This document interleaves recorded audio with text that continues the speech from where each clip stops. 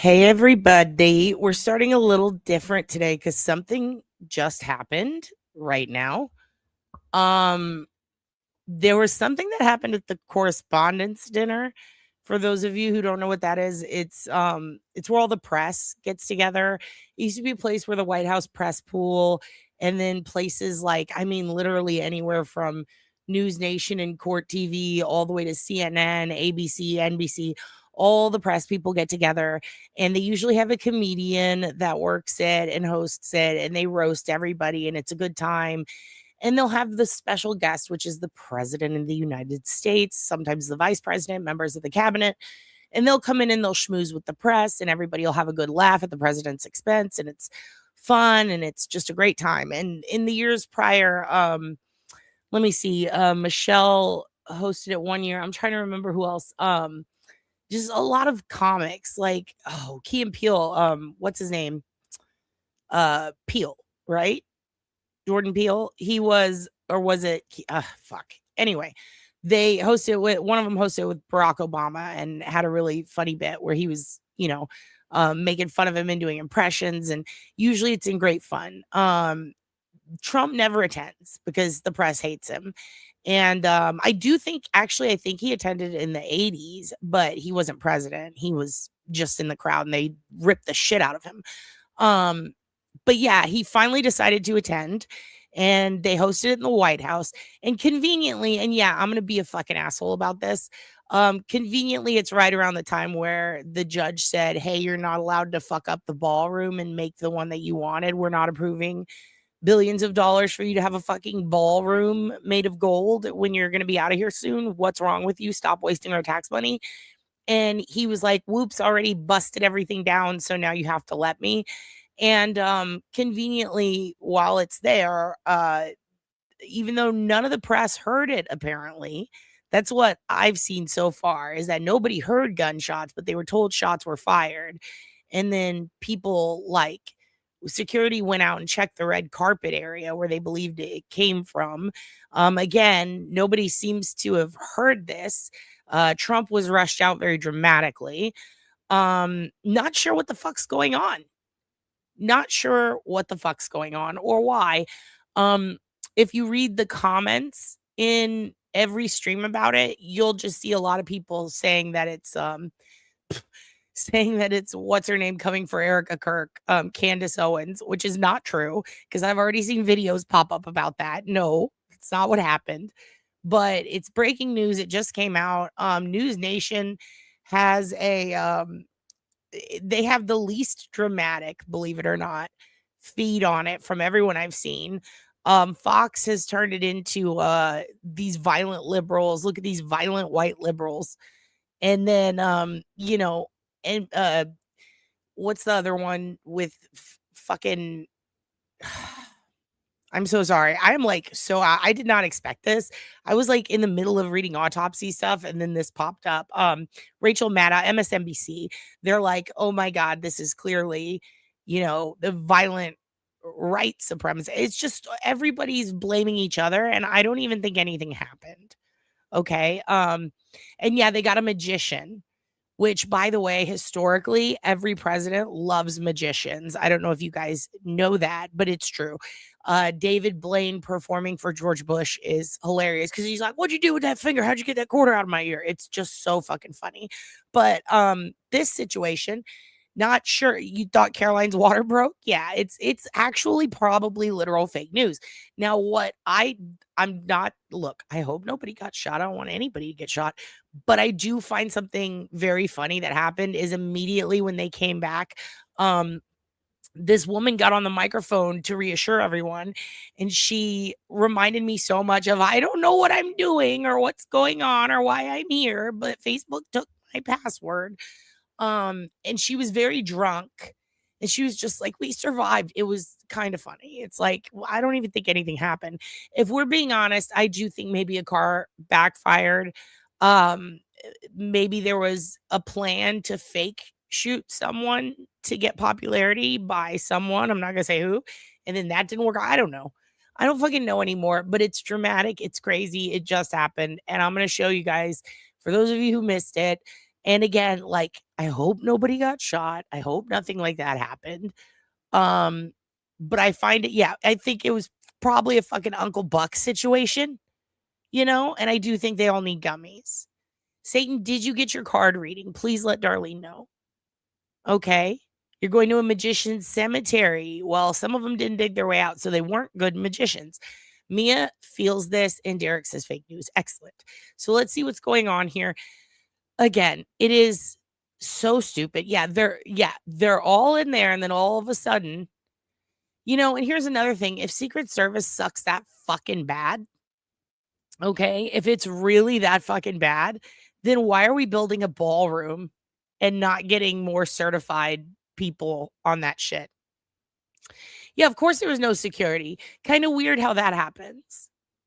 Kind of weird. And again, this reminds me of the time Trump's like, let everybody in with their guns to this nonviolent protest where they're storming the Capitol. And then later on, he forgave everybody. And yet all the time they're like, no guns around the president. And it's like, okay. And so I think this is a perfect example of why, in my opinion, we need some sort of control. I'm not saying take them all away, but maybe some kind of control over them. You know what I would prefer over gun control is Trump control. If we can get control of him, then I'll let everything else go, for fuck's sake. So let's see what's happening.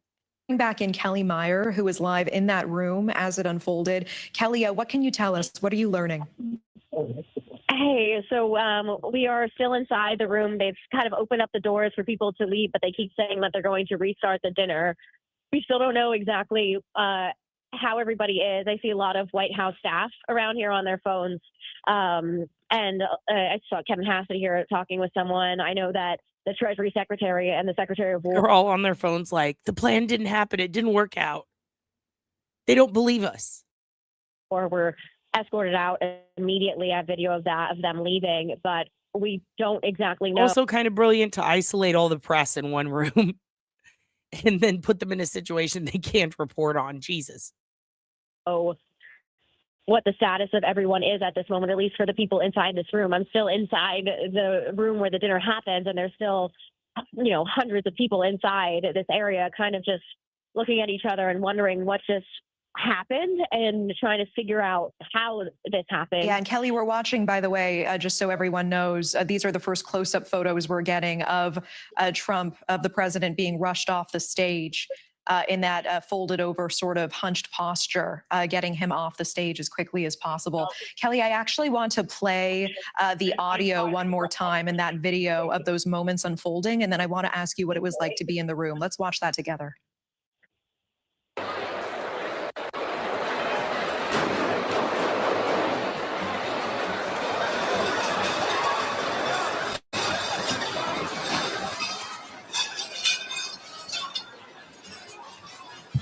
Oh, shut the fuck up. Are you kidding me?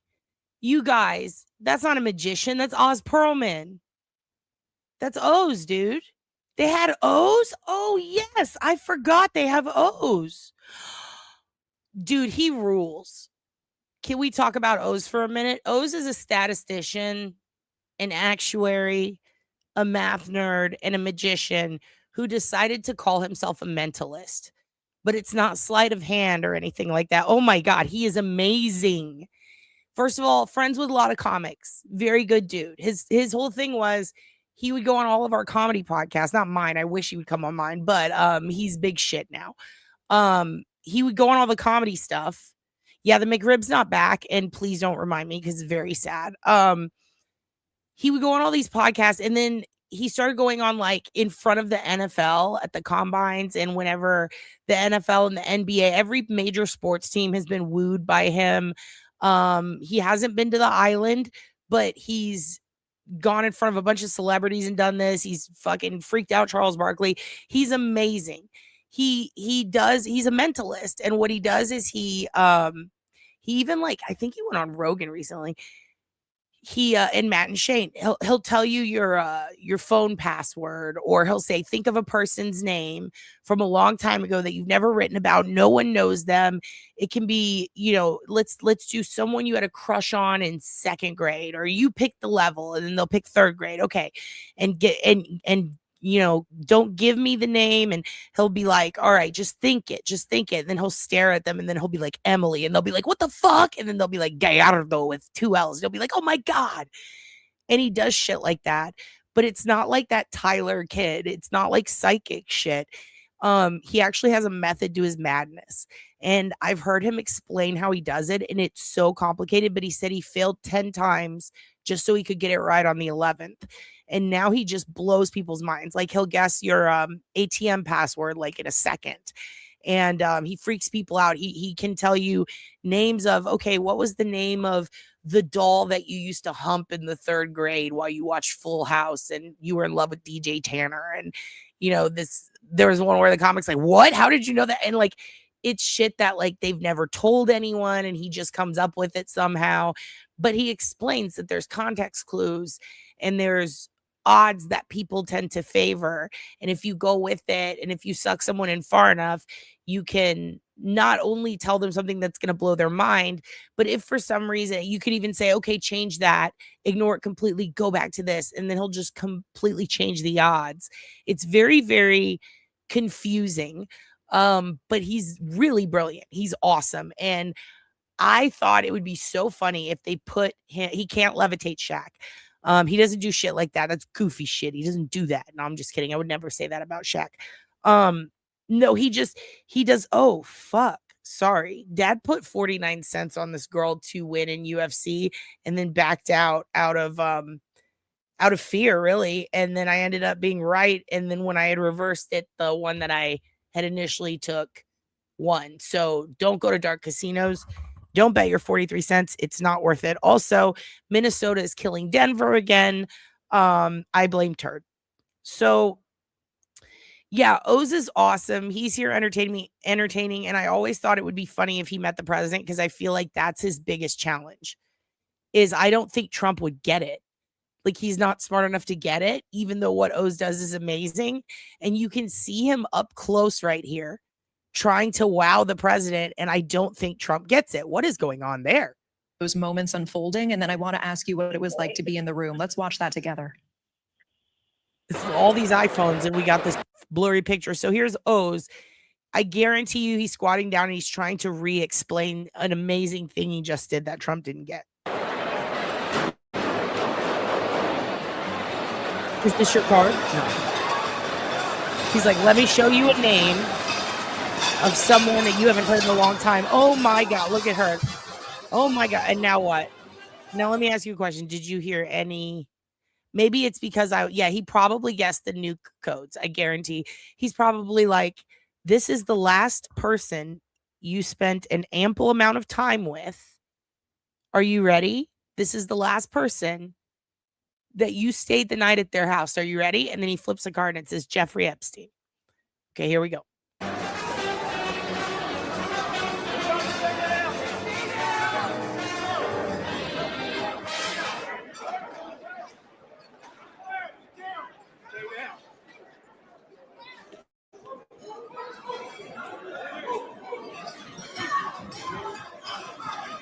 It sounds like those 5 bangs that we hear.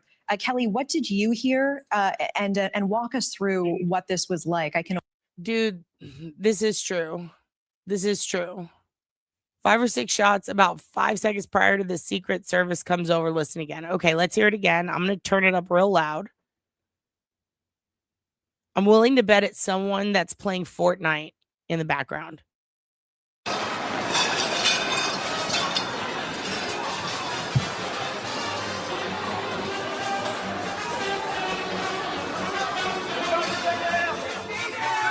Okay, I heard Christmas or trumpet music. Trumpet. Let's hear it again. Let's see if we can hear it again. Watching, by the way, just so everyone knows, these are the first close-up photos we're getting of Trump, of the president being rushed off the stage in that folded over sort of hunched posture, getting him off the stage as quickly as possible. Kelly, I actually want to play the audio one more time in that video of those moments unfolding. And then I want to ask you what it was like to be in the room. Let's watch that together.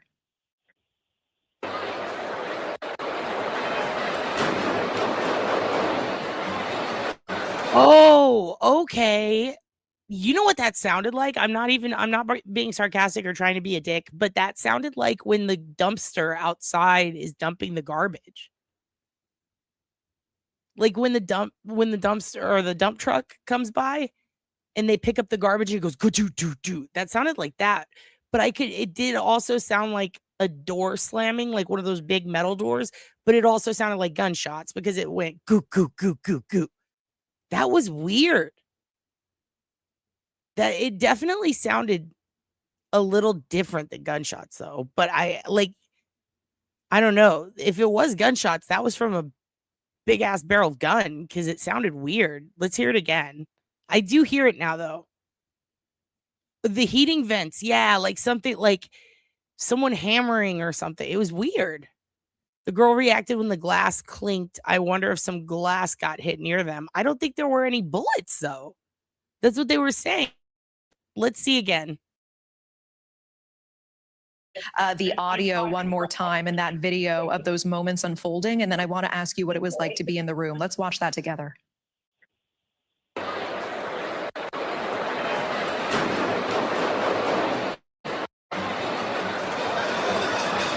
Okay, for those who didn't hear it, when she hits that smile right here, okay, and she starts like, I think she's pulling up her top because Trump's not paying attention.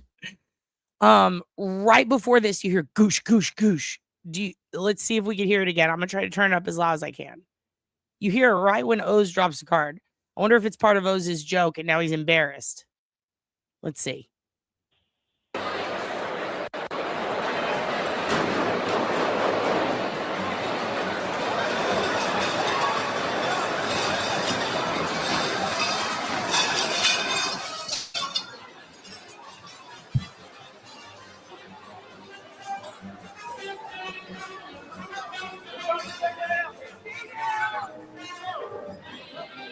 Yeah, he had no idea. He's trying to figure out, he's like, why does this man have a card with Epstein's name on it?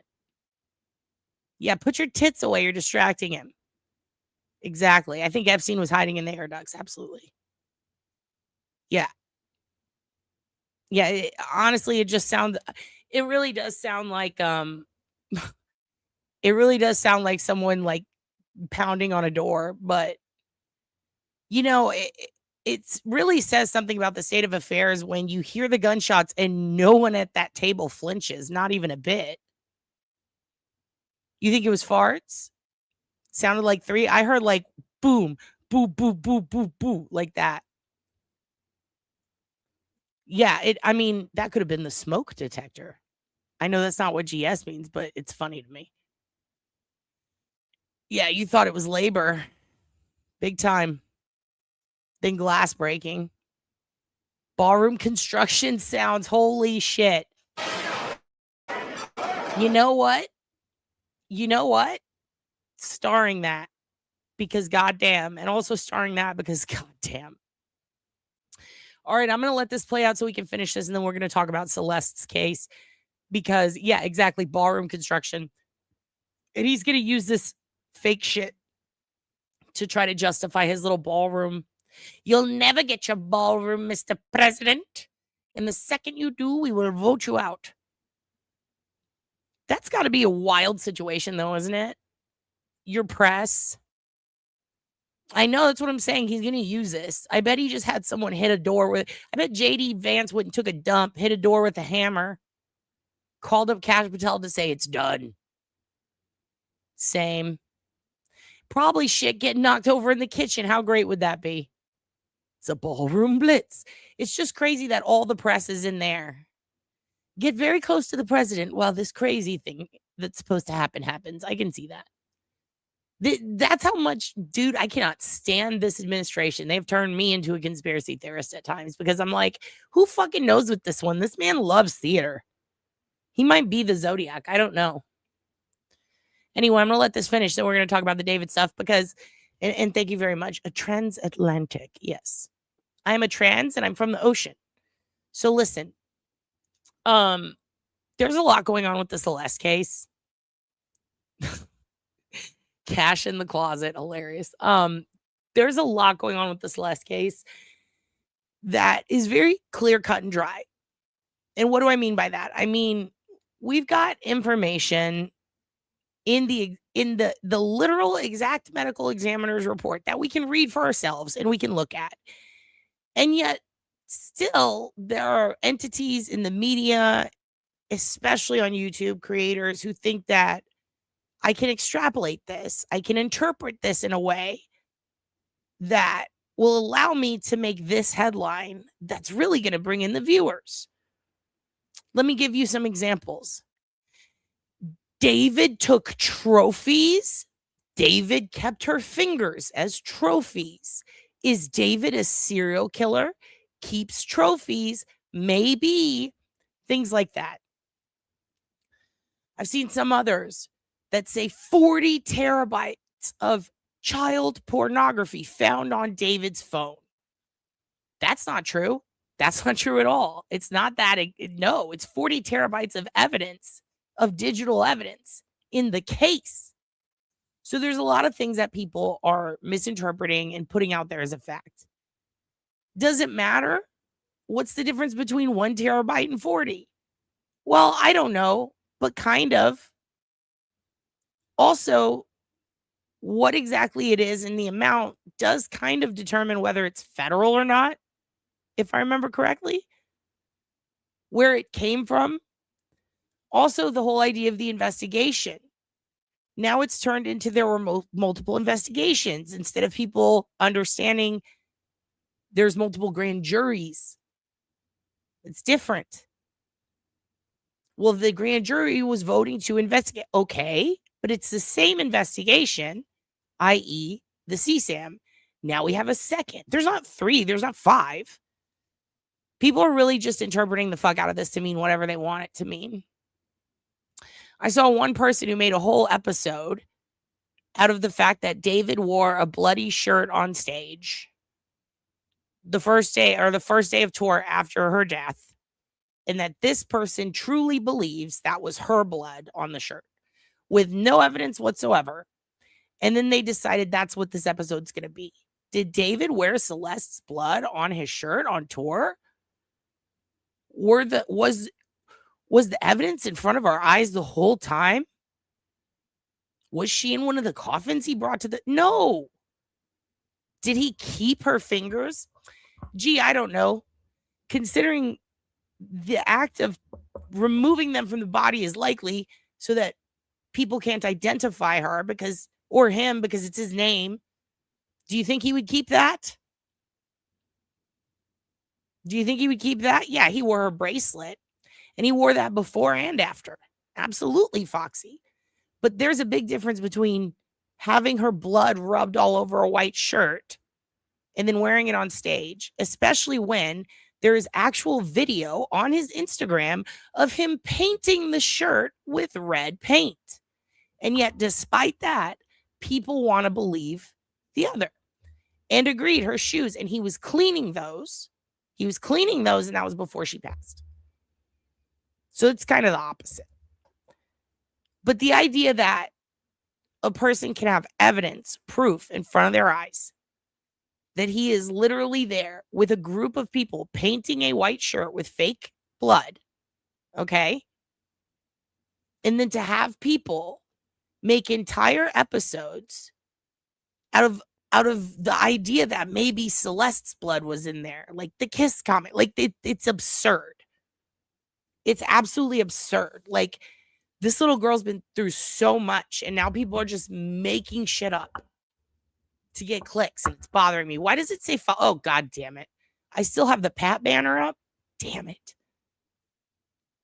Gosh darn it. Now, the thing about the shoes is absolutely real. I'm not concerned about that. I'm not concerned about any of the things that we can see with our own eyes that there is proof of. I'm concerned with the stuff that there is absolutely no proof of, that people are adding on to it so that they can make it, I don't know, more like if it bleeds, it leads, more enticing, more clickbait. Like, you don't have to do that with this case. It's already horrible. This is what happens when the onion owns Infowars. Absolutely. And by the way, we've got an update on that. Oh my God. It's actually a very funny update. I can't wait to tell you.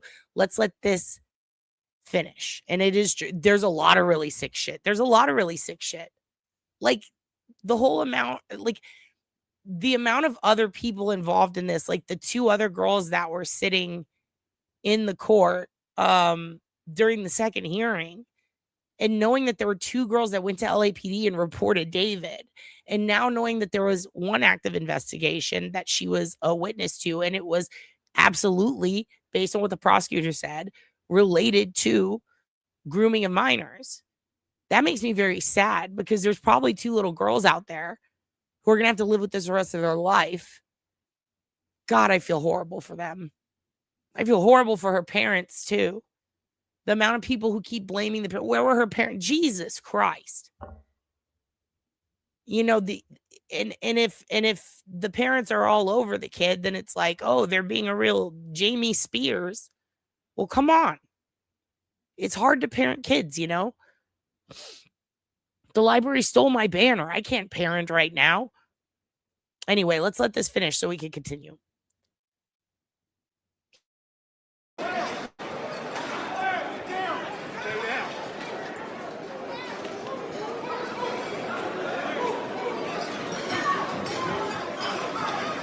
It sounds like those 5 bangs that we hear. Kelly, what did you hear? And walk us through what this was like. I can only imagine. And also, I appreciate what this must be like for you in this moment. I would be very shaken by what has just happened tonight. Yeah. Sorry, we're all kind of still trying to figure out where some folks are, and talking with White House staff about, many of them were guests, and then we had actually a representative as well as a senator at our table. And they were under the table immediately, and they stayed there for a while. Even as we kind of got back up after we realized we could stand up again, they were still under the table, and it was just, something that you don't expect to see. Yeah, of course. Initially, we were sitting at the table waiting for the dinner to really kind of kick off, and that's when we heard this pow, pow, pow noise, and everybody just immediately went under the table. The chairs pushed out, everything on the table spilled over, and everybody just was under the tables in this room, just hundreds of people inside here. So it was definitely something that, no one really expected, and we are just waiting to hear more. We're watching and see. They keep saying the dinner is going to resume, but we don't know exactly, the status of, members of the administration, the president, the first lady escorted off stage, as well as the vice president.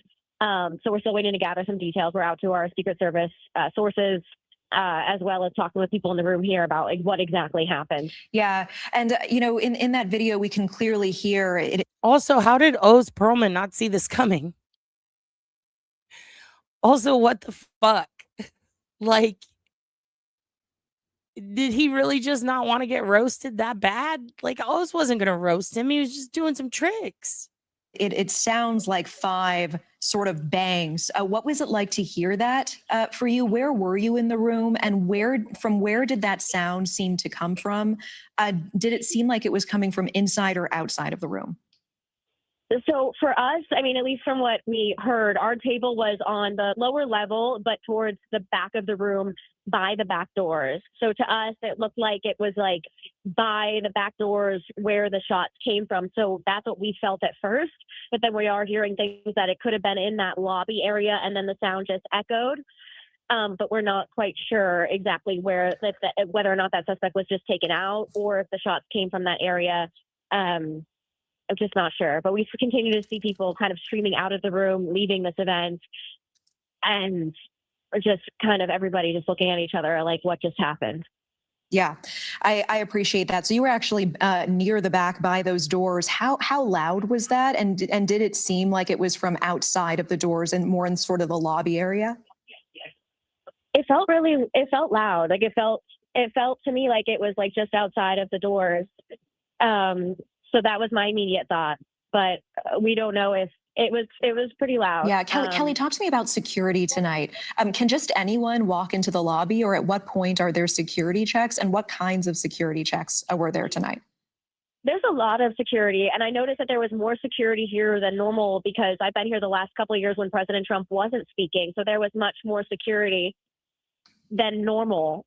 Areas that you could go to before you couldn't go to. You're always going through the kind of airport type security before you even come to the dinner.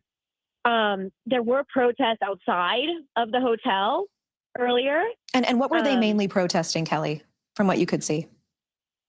They were protesting the dinner itself, and the president himself. I'm sorry, I just see people running this way, so I'm just going to try to follow and see where people are going if something is going on. But hold on one second. No, it's okay, Kelly, and stand by with us. Do what you need to do. But thank you for watching. Subscribe below and download our News Nation app right now on your phone, and you will get fact-based, unbiased news for all Americans.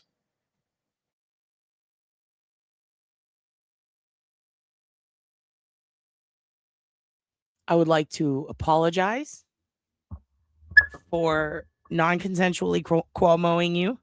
Okay. I was just looking at my phone, trying to see some of these updates. Because one of you guys said there's Erica Kirk footage. Where was I before the show? Walking Mookies. Why? Who asks? Uh-oh. Thomas Allen? Cole Thomas Allen. Okay. Okay, I agree completely. Government, get out of my fucking business with my children. I will apologize. I refuse. Darlene apologizes for nothing. It was Tyler Robinson. Jesus Christ, Foxy. I am curious. What do you guys think of this Erica Kirk, Candace Owens fight? It's a lot. It's a lot. Those two bitches are both crazy, in my opinion.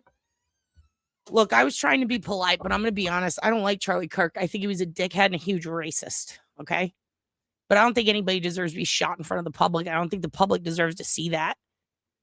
And I don't think anybody deserves to be shot in front of them. I think it's fucked up. Unless it's someone like fucking Hitler, you know? And even then, we shouldn't have to see that shit. It's traumatic and it's sad. Angela says it's fun to watch. I think you're looking at, oh, you're talking about something else. Okay, good. But like, then it's like, now we got the two bitches who are the most crazy fighting, and I don't like either of them. So this should be funny for me. Like, haha, look at these two bitches fight. But it's kind of weird because now I'm like, I don't know what to do here. You know? Because one is genuinely crazy, but I feel bad for her kids. And then the other one is genuinely crazy, but I feel bad for her husband. I mean, they're both just crazy and they're fighting each other, and it's kind of sad. It's like watching a fight video where it's like, well, you guys are just kicking each other too hard now. This is just mean. You know? And no guns on school campuses. Stevie, earmuffs. He says that it was fun for the first week, but now it's weird, right? Now they're making really intense videos that are making absurd claims, I think. I really do think the claims are quite absurd. Charlie would have wanted this. Charlie wouldn't have wanted this. I'll tell you what he would have wanted. He would have wanted to make more money, arguing with people, ripping on liberals, and talking about how sometimes you got to sacrifice a few people for the good of keeping guns. Ironically, that's what he would have wanted, was to keep doing that. And then the second either of those bitches started fucking up his bag, he would leave them. He'd say, I don't want to be with you anymore. I don't want to be your friend anymore. Because that's what he cared about, was money. And I think they're both fucking with his bag now that he's dead. And I think that's what this is a fight over. This is a fight over the bag. I think Candace wants the clicks and the views. She wants that bag. And Erica wants the entire world. She wants that bag. You know? They both scare me. When Candace speaks, she sounds like she's in a manic episode. And when Erica speaks, she sounds like she is the Ring. She's the girl from the Ring. You know what I mean? it's a UFC fight I don't want to watch, and I don't care who wins. But now, like, every time something goes down, it's an opportunity for both of them. It's an opportunity for Candace to attack Erica and Erica to play the victim. And it's weird. It's really weird. Okay. I think we should, let's see if, shit. I don't really know what, like, that whole shooting thing is weird, but nothing really happened. He couldn't get in. It was a guy. Oh, of course it was a guy from California with a gun. That makes sense. That makes sense. That sounds real. Okay. So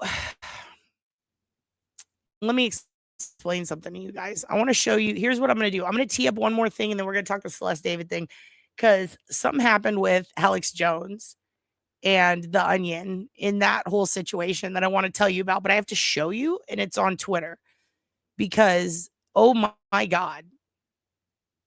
Let me figure out how to put this. Okay. So The Onion now acquired InfoWars, right? And we all knew Alex Jones would freak out over it. And we knew he'd take his shirt off. He does that all the time. So he takes his shirt off like he's fucking Bert Kreischer. He's clearly red-faced drunk, and he's screaming about they're never gonna take this fucking place from me. Like he's gone full, like he's full fucking, he's full blown, I left my family for this, dad, you know? He's nuts. He's gone completely wild. He is unhinged as fuck. Candace Owens. She's a lot. She is a lot. So Alex Jones is freaking out, obviously. And what does, the best thing you can do is Google her, Cindy. Trust me. It's too much to explain. She's a lot. She's Omarosa with a podcast and very, very beautiful skin complexion and hair. And she's very well dressed. Erica Kirk dresses like one of those fucking American dolls, and it freaks me out. She is a troll for hire. She will say anything for attention. That is probably the best description for her. She'll go whichever way she can. Yeah, I used to wait on him. He's one of the worst people I've ever met. He's insane. He's absolutely insane. So anyways, Alex Jones, we knew he would go crazy, but nobody knew he would go the level of crazy he went. We all know that he indulges in conspiracy theories. He loves them. He absolutely loves them. But nobody knew that he would go do the research on who now owns him. Oh, you know what? I could tell you some stories. There was one night, so he would get fucking hammer fist drunk, and then show up and demand a 22-ounce beer, Shiner Bock, and he always got the same thing. He's obsessive compulsive, like for real. Every night for many years. Sometimes he would skip a night. Sometimes he'd only be there 5 nights a week. He would show up at a place that rhymes with the Schmeck, and he would get blackened salmon, no salt, no pepper, no oil, no butter, dried mashed potatoes, and dried broccoli. No liquid from the broccoli. No liquid on the plate. Everything dry. No salt, no pepper, no butter, no oil. Salmon, broccoli, potatoes. Every fucking night. And he'd get a 22-ounce of Shiner, and sometimes 2 if they would serve him. If I wasn't there. If I was there, he would get 1. If he wasn't wasted. The reason I wasn't allowed to be a server anymore was because I refused service to him of booze on multiple occasions, and he hated that. And the other thing was he, after a while, was trying to offer us jobs, and he brought in a handbook that was like, here's everything to work for me. You will be hunted by the government. People will try to kill you, but you'll make $14 an hour. And when we laughed at him, he got really offended. But there was one time, I never wanted to talk about some of this stuff on the channel, but I will. It's really funny, but it's embarrassing. I talk about it in one of my sets, actually. But there's one time I got my head stuck in the door. Cheesecake Factory. Okay. I was peeking out to say something to someone, and it's a sliding door, or electronic opening sliding door, and it closed and it kept closing, and then I passed out. So, I opened my eyes. I didn't know how long I was out. Everything went black and then yellow, black and yellow, black and yellow. And I wake up and I'm laying and I'm looking up and all these servers are around me. And they're like, "Are you okay?" And I was like, "What happened?" They're like, "You got your head squished. It was still, we had to pull it open." I was like, "What the fuck?" And then I just remember standing up and saying, "I need to get bread." And then I went and I got some of the brown bread, the Shiner Bach bread, as we call it, the whole wheat. And I immediately walk it to this table. And it was Alex Jones. And I just forgot that he'd been waiting. And so I took him the bread and then I said something to him. I don't remember what it was, but I remember saying something to him and then walking away. And then my boss coming up and saying, "Do you need to go to the hospital? Like, do you need to go home? What's going on?" I was like, "I'm fine." And then I went in the back and I threw up. And then he demanded another waitress because I was taking too long. And then I came out and I had a friend named Sanj who was waiting at the bar for me. She was I was supposed to get off early that night. I didn't know I had a table. And she was going to be my ride home because she lived nearby and she was on her way south. And I was like, perfect. Now, Sanj is a wonderful trans lady who looks like she's in like an 80s band and she builds guitars for a living. Apparently, Alex Jones got real fucking red in the face, mad that I didn't come back by. He started complaining about me. Okay. And then he said that I was rude to him or something. And she had been nearby and she said, "No, she wasn't. I was there." And then he turned around and said something very nasty to my friend. And I'm not going to repeat it, but when I heard he said that, the other thing I remember about that night is as I was walking out, I yelled something very nasty at him back. And I basically told him that he's the reason the frogs are gay or something. I like repeated something that he was it was like it might have not been the frogs. I don't remember. It was something that it might have been a thing about the benzonite clay. I just remember yelling something at him about something he was getting ridiculed for. And he got so mad he stood up and he like slipped and fell back into the booth. And I think that was the last time I saw him. And my homegirl took me home. And the whole way home, she was telling me how awful he is and how he would sometimes talk to her when she was in there. And she's like, "I really didn't like it when he talked to me." I was like, "Damn, dude." And she just kept telling me, "That was so funny, blah, blah. Are you going to lose your job?" And I was like, "Dude, my head got squished." I ended up going and getting checked out at the hospital. I was fine. I just had a concussion. So that was cool. So yeah, that was a wild situation. And I remember Alex Jones was there that night and that was weird. And I remember just yelling at him about something on the way out. I was ripping on him for a commercial or something. And I don't remember what it was exactly, but it was something that he was real famous for. But yeah, that guy's fucking nuts. But he'll believe anything. And we got in a fight over George Bush once, but he didn't hate me for that. He actually did tell me, he's like, "I went and looked that up. You're right." And I was like, "What?" That was crazy. Hello, Claudia. Nice to see you. But yeah, so anyway, Alex Jones, back to him. So he's a nutbag and he'll believe anything. And so, of course, he goes, sorry, my ankle itches. Of course, he goes and he starts looking into Tim Heidecker, who is now the creative operator for InfoWars because The Onion took it over. And he found an old Tim and Eric sketch. Now, if you don't know what Tim and Eric is, Tim Heidecker's a comic. Tim and Eric is a show. They used to make Comedy Central shows. There was one called Tom Goes to the Mayor. That was one of my favorites in like the late 90s, early 2000s, I want to say. And that was a famous Tim and Eric creation. Then there's Tim and Eric's Awesome Show.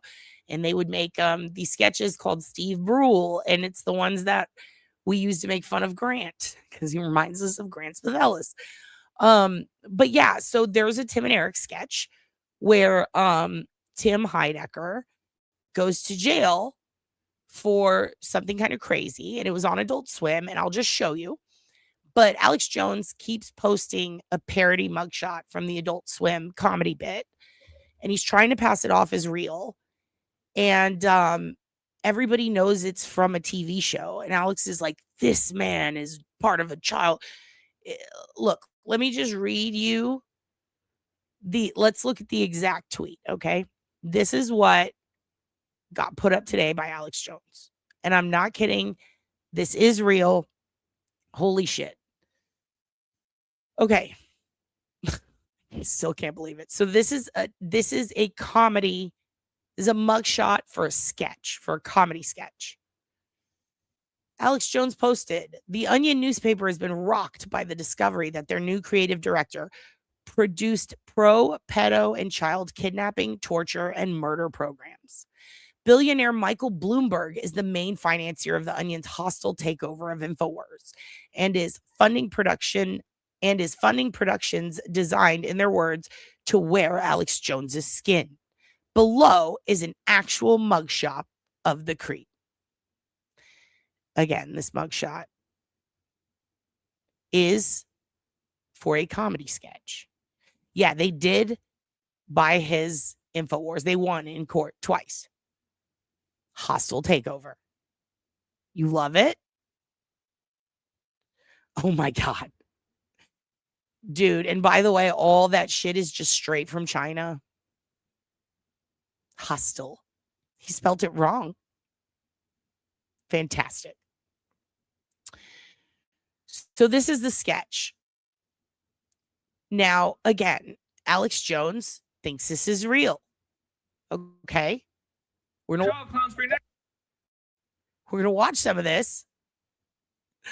And again, I can't believe this is happening. The man hired by Onion to take over the InfoWars produced pro-pedophile, child torture, and murder shows for Adult Swim in conjunction with Will Ferrell, who took part in satanic rituals with spirit cooking high priestess Marina Abramovic. Will Ferrell's like the nicest guy. The Satan obsessed, hey, Satan, you hear that? Tim Heidecker has openly bragged that he is set to steal Alex Jones' job and that he plans to steal Alex Jones' identity in order to destroy the InfoWars brand.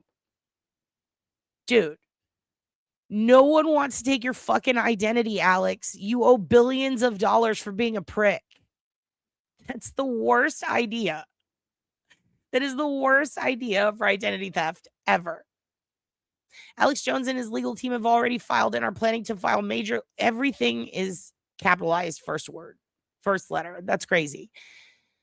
To this attempted hijacking of him, and hijacking is two words for him, and his identity by these Democrat-backed deranged lunatics. Watch and share the live Alex Jones show now. Let's see what he has to say. He said share it. He gave us permission. You know what, guys? Today we're going to watch InfoWars. Next part of your special event. The fact. Our child clowns are washed and diapered daily, and no child clown comes without fake plastic doo-doo. My child clowns never take breaks. Now you can rent an adult adapter to bring that child clown up to a regular man's eye level. Our clowns are soft to the touch. They're soft to the touch. Did you make a mess of our child clowns? Bring them back dirty. We'll hose them off. And now we made returning your child clown even easier. Just use one of our many Mahanahan's Child Clown Express drop-off booths. And if you don't like that, I've got fun. Do you have a...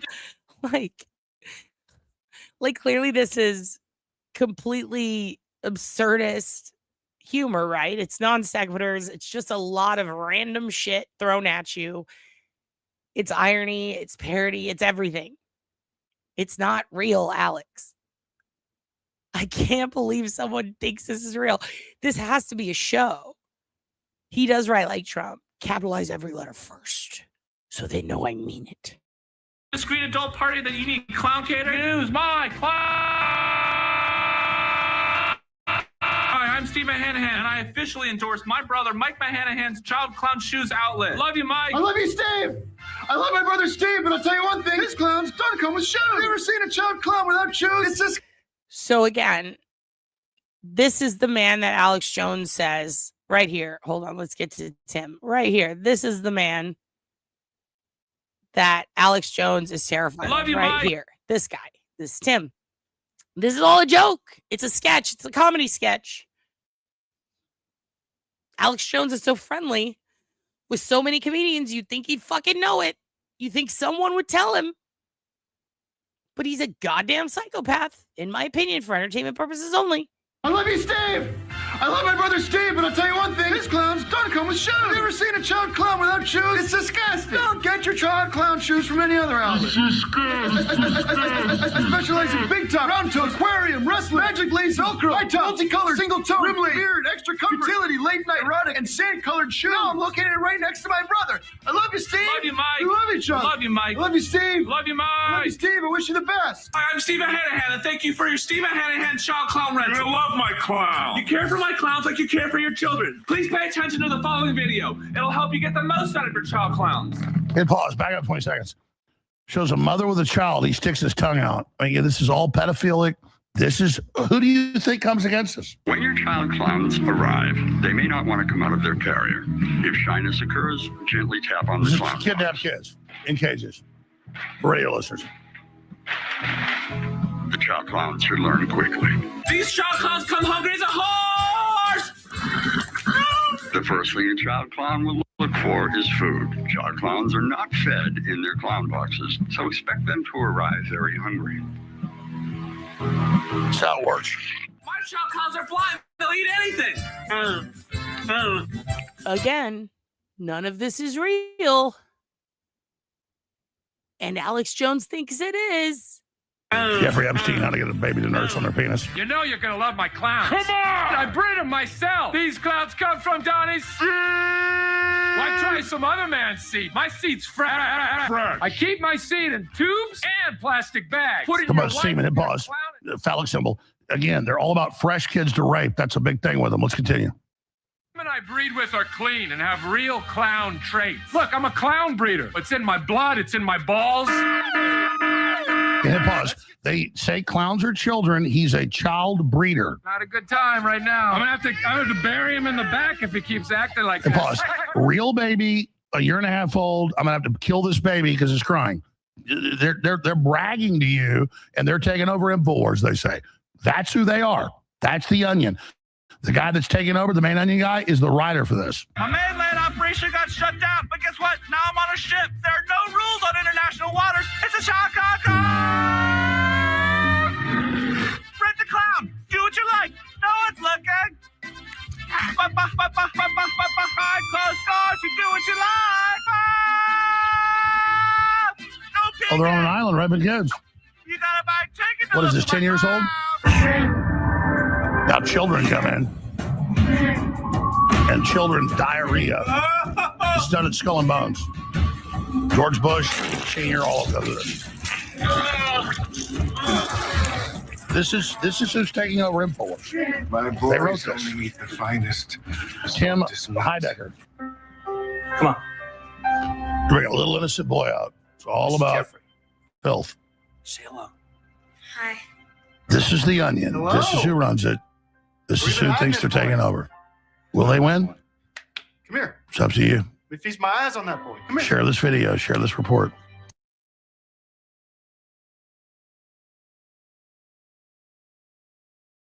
Oh, I'm sharing it. And I'm letting people know that you got worked into a shoot, Alex. You're fucking nuts, dude. You're fucking nuts. And you don't get that they're parodying the very people that you rip on. This is so crazy. Do you hear him going like, just share with everyone. Look at them. Look at what he's trying to do. Look at what he's doing to these kids. This is so crazy. This man has children. Alex Jones has children who he has to teach in life, or had to, how to decipher right from wrong, truth from false, fact from fiction, all that shit. And he believes a Tim and Eric sketch is real life. Like, is this real life? I don't believe this is real life, that an adult grown man believes that Tim and Eric, one of the most absurd comedy duos, very famous for said absurdity, he thinks it's real. Do you understand? Like, this is a guy that people believe, that they follow. One of his staff members got shot, and he exploited it immediately as being, it's because they want to take me down. And it turned out it was a carjacking by the Kia boys. Like, what the fuck? I hope the Sandy Hook families are laughing so hard at his dumb fucking ass right now. Oh, he bred children. His son, he brought in a tank to go to the protests. He let his son drive the tank. I believe his son is also a little indoctrinated into his bullshit, if not completely full blown. And it's so sad. This guy's fucking crazy and he lives in my city. How do we get him in jail? He belongs in jail. It's so wild. Take a look at you. Stand against these people. Hey. They think they're stronger than you. They think they're better than Size you. of him. They think you're pathetic. See your mouth. Nice. Nice teeth. You want to sit on Uncle Tim's lap? About to sell the Get on my kid. knee. I like your son a lot. All right, Tim. You tag along with us, and I could teach you a little bit about what it's like to be a businessman around here, what it's like to be a real man. Just like Eyes like Wide Shut-Ins. The man Successful and the daughter businessman. over. Huh? Sound good? Yes, sir. Oh, don't call me sir. Why don't you call me daddy? Say yes, daddy. Yes, Daddy. Does that sound good to you, Uncle Reg? Yeah, okay. You gonna be my son? So the pedophiles produce TV, and they get with Bloomberg, and they get with the Democrats, and they get with Koskoff and Senator Blumenthal, who runs it, and these are their productions.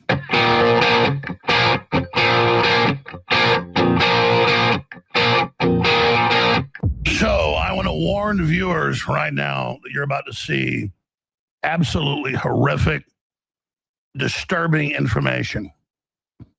And this is aired on national cable television many years ago.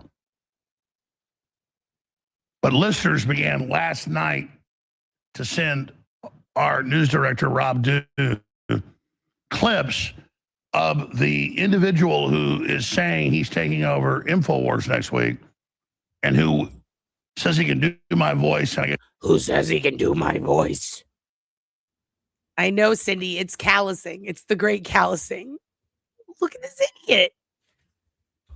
What the fuck is up with that goatee? Also, is he using self-tanner on his hands? The sunspots, all of it. What is going on here, Alex? Coastal Candy, they say they can do my voice.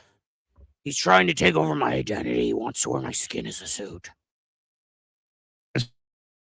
he's bald-headed, so he's going to say he's me to discredit me and put out lies to hurt me, and that he, quote, is stealing my job. Oh, that's crazy, Alex. Who would do that? That's crazy, that concept that someone would put out lies to hurt someone. That is absolutely absurd that someone would do that. Can you believe it, Alex? That there are people like that out in the world, Alex, that would tell lies to cause harm to others? You wouldn't know anything about that, Alex, would you? Alex, you wouldn't know anything about that. You haven't been around the frogs lately, have you, Alex? This is how I talk. This is how I talk from now on. Welcome to Oblivious Benson TV. Today we're going to talk about this man in a gray suit with a goatee who's trying to take over my identity. He wants to wear my skin as a suit. He wants to remove my eyebrows and put me in a tar pit. He wants to burn me alive from the inside out because he's part of the government elite. Don't trust him. Of my identity. That's national headlines. We already put it up earlier. So I got busy last night on the whole Southern Poverty Law Center bombshell that we already knew. So I got busy last night for the first time with my pillow. Boy, let me tell you.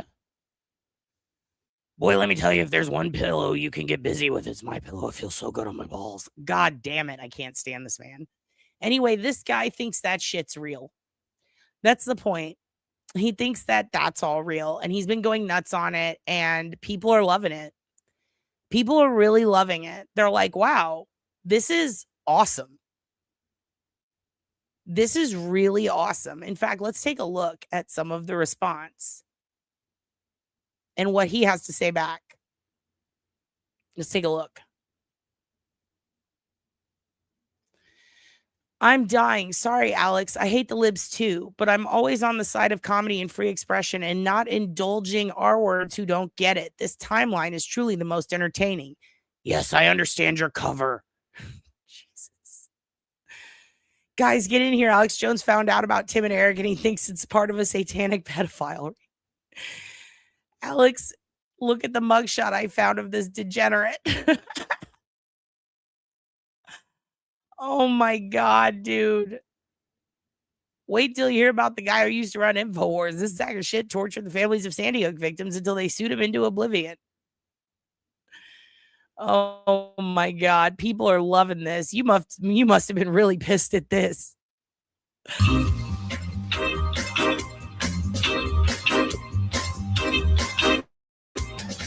Petite feet, feminine step. Sounds like a lady when he's walking in the room. He's got petite feet, feminine step.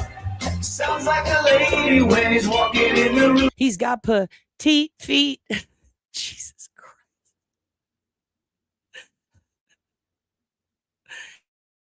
Dude, this is great.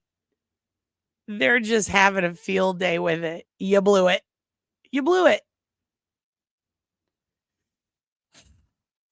This is a day of reckoning. I'm so happy. I couldn't be more thrilled that this guy really thinks this. Look at this. Alex, I have evidence Tim is an arsonist. Google Victorville Film Archive.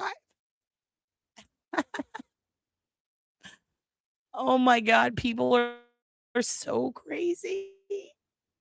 People are so crazy. And the gay frog did win out in the end. The gay frog, like he thinks these guys, he thinks this shit's real. Dude, the only thing I'm jealous of, let me just say this. I'm jealous of Alex Jones for only one thing in life. And it's that he gets to live and exist on this world thinking that Dr. Steve Brule is a real doctor. Like, I know it's a bit, but I wish that I thought it was real because the joy of that ignorance must be amazing. It must feel good. It really must. Yeah, that was Kermit and Miss Piggy's baby. I don't know if it is, but it is now. Sweet berry wine. Dude, this guy, I can't believe it. News Nation is still covering the Correspondents dinner. It looks like there's about to be. Oh, it looks like Trump said something about it. I guess let's check in on that. Let's check in on that and see what's going on there. And then we'll check out some of the I'll go on a little rant about the Celeste and David case and show you guys some stuff. Okay? Here we go. Let's see what's going on here.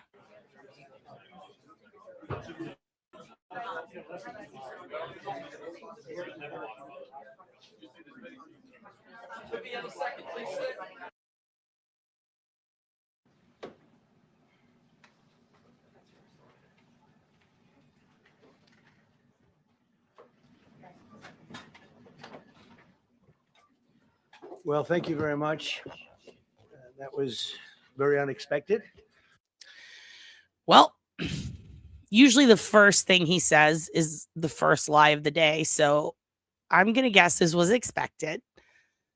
Also, what the fuck? What is this? What's going on here, dude?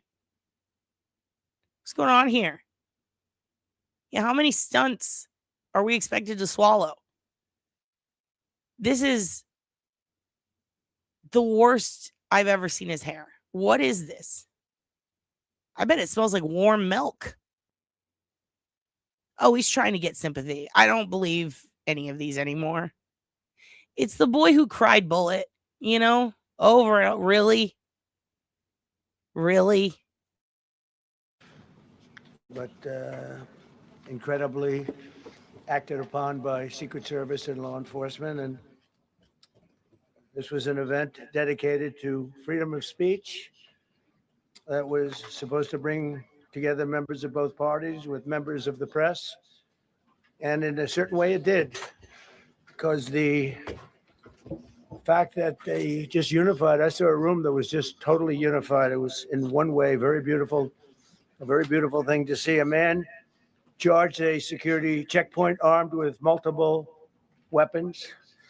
And he was taken down by some very brave members of Secret Service, and they acted very quickly and have just released, for purposes of transparency, clarity. I've ordered it to be put out. You probably have it by now. Put out on Truth and put out on many of the platforms. A tape showing the violence of this thug that attacked our Constitution, and also showing how quickly Secret Service and law enforcement acted on our country's behalf. Really did a great job. Wait, what did the guy do to the Constitution? Did he start stomping on the Constitution outside? Did he burn it? What did he do? Because it sounds to me like he was utilizing his Second Amendment, apparently, that you fight really hard for, Trump. That's kind of weird. What'd he do? Yeah, no clip of the year today. Lumpy warm milk. Yeah, it is wild that he's trying to make Truth Social a thing. It's also wild that he makes money off of this shit and nobody seems to care. He's letting his family short sell on all of these decisions with tariffs and like everything he does. It's really crazy. Yeah, who's attacking the Constitution now? This guy peed on it. God damn, yeah, it's projection big time. Milk is wholesome. Also, Cash Patel in the back acting like he doesn't have 2 DWIs that we just found out about. One officer was shot, but saved by the fact that he was wearing obviously a very good bulletproof vest. He was shot from very close distance with a very powerful gun, and the vest did the job. I just spoke to the officer, and he's doing great. He's great shape. He is has very high spirits, and we told him we love him and respect him, and he's a very proud guy. He's very proud of what he does, Secret Service agent.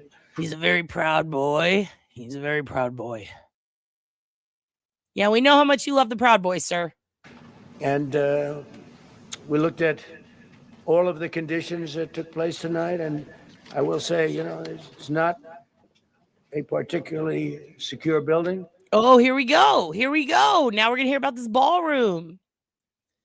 Told you. This is all set up so he can get his ballroom. What kind of building? What kind of building do we need to secure you from these people who want to piss on the Constitution, sir? Let me guess. Is it made of gold? And I didn't want to say this, but this is why we have to have all of the attributes of what we're planning at the White House. It's actually a larger room, and it's much more secure. It's drone proof. It's bulletproof glass. We need the ballroom. That's why. Oh my God. Wow. Hold on. Ding, ding, ding. You know, I didn't think he would be so obvious about it. You would think, here's what I would do if I were the president and I were Trump specifically, and I were a lying liar who fucking lies. Okay. This is what I would, and see, I told you he didn't want to get roasted. Okay. He didn't want to get roasted. He needed the sales pitch. He's out of his Hilton points. Okay. And it's okay to be in a shitty mood. We are all in shitty moods sometimes. So here's the thing. We've got a guy who's a lying liar that lies. And we knew he didn't want to get roasted. We know he doesn't understand magic. Okay. We knew that. But the question is, how's he going to slip this ballroom vig in? How's he going to get what he wants? That little extra on top. How's he going to get that? See, what I would have done is called up one of his buddies at Fox News and said, I need you to plant a story in the media that says this is why we need the ballroom. And then at the next press conference, I need you to ask me what I think about that. And then I will say, you know what? I agree with you. We do need one, so that it doesn't look like Trump's idea. But what did Trump do? He staged it. Nobody saw anything. Now he's coming out saying, This is why we need a ballroom. I told you guys this is all about the ballroom. When baby boy doesn't get his way, baby boy, he throws a fit. Hello, Dick Scun. Nice to see you. Hello, Mitty. How are you? Girl, I'm so glad Canada doesn't have to put up with this son of a bitch. Tombs. Oh my God, right. Told you, this motherfucker just wants his ballroom. That's what this was all about. He's so predictable. Let me tell you something. Everybody shit on me back when I was saying, you know what, I'd absolutely rather have Hillary. When people were, especially my comic friends, they were like, oh, you would rather have a murderer than Trump? It's like, excuse me, you think Trump never murdered anyone? You're out of your fucking mind. Also, if Hillary murdered someone, she's not in jail, so she got away with it, okay? Do we need someone that sneaky in the White House? Yes. Yes, we need someone who gets away with it, and there is doubt. With him, everybody knows, okay? He's very predictable. We need someone sneaky and unpredictable. He's predictable at this point, and that's bad. It's really bad. We know that whatever happens, he's going to be the victim, and the next decision will be in his best interest. That's what we know. I would much rather have Biden. I would rather have his dog that bit people. Yeah, true. But now the judge says that those tariffs are illegal, and now we have to pay people back for them. But that's in America. What about Canadians? Can you guys are you guys doing the thing where I wonder if how much do you want to bet he's made it so that he's not refunding the other countries? Only Americans. Because the Americans are his friends. And he knew this would happen. By the way, you know that like half of his cabinet benefited from that. His own son short sold. They made billions of dollars. Howard Lutnick's sons made so much money off of short selling the tariffs. It's fucking crazy. And his son, Trump Jr., owns the Poly Market. He owns part of Poly Market, which is a betting app. And for some strange reason, 40 minutes before the announcement, somebody happened to place a bet against it. Kind of weird. Oof. Secret Service, that's why the military are demanding it.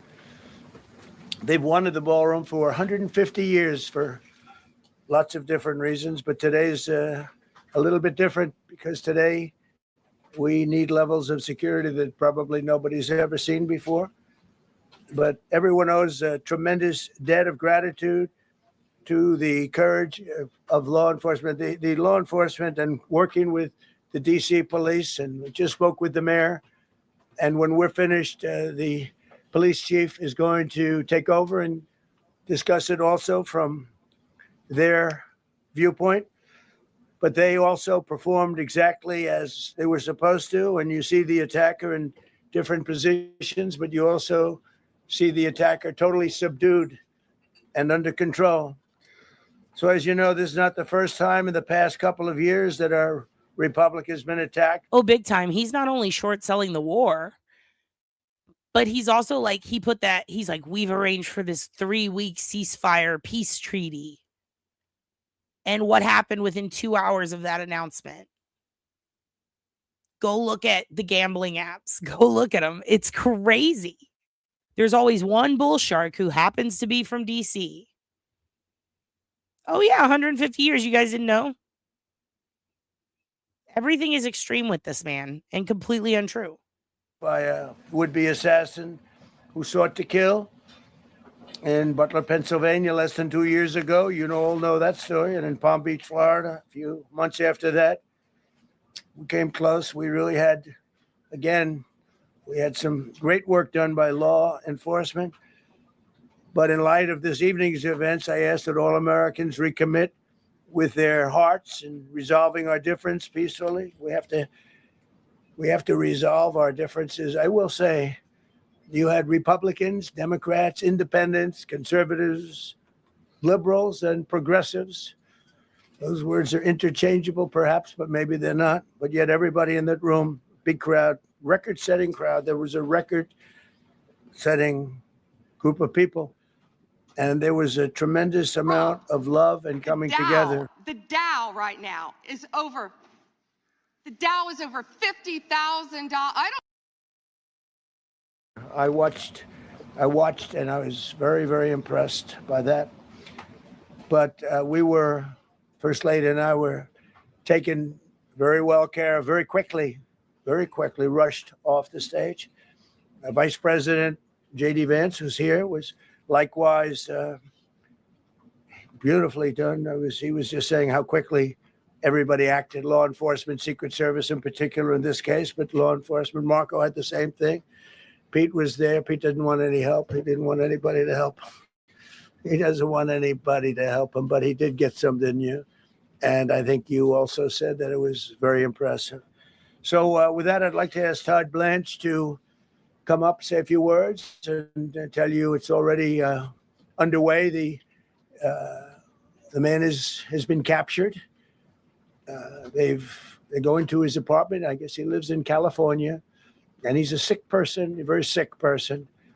And we don't want things like this to happen. I think it's very important that I say, though, and I told the representatives of the evening, they did such a beautiful job. It was such a beautiful evening. And again, they're talking about free speech in our Constitution. That's what it's all about, not just White House correspondence. It was really based on free speech in our Constitution. But I said very importantly that we'll do it again within the next 30 days, and we'll make it bigger and better and even nicer.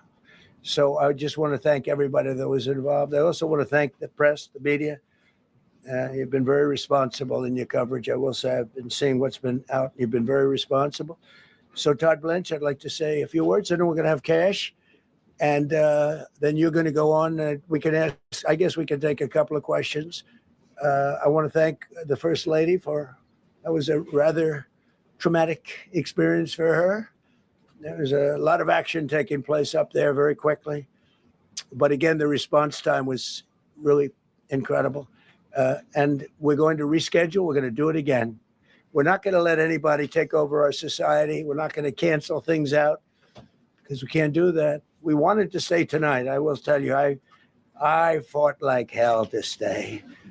But it was protocol. They said, please, sir, because they didn't know there was a lot of action going on, and they didn't know, could there be probably a lone shooter, but we'll find out. We'll find out very quickly. They have it very well under control. So I want to thank everybody very much. And Todd Blanche, please. Thank you very much, Mr. President. Tonight you saw. Okay, let's take a moment. Take a look at this fella. All right. For those of you who are like, hey, why does he suck? Well, he's the head of the Justice Department. Here's the thing.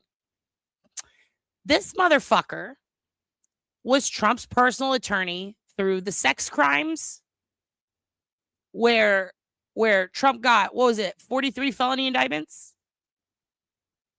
All right. So this lawyer lost that case. Okay. And Trump is a rapist because he lost that civil suit with E. Jean Carroll. Okay. What else did he lose?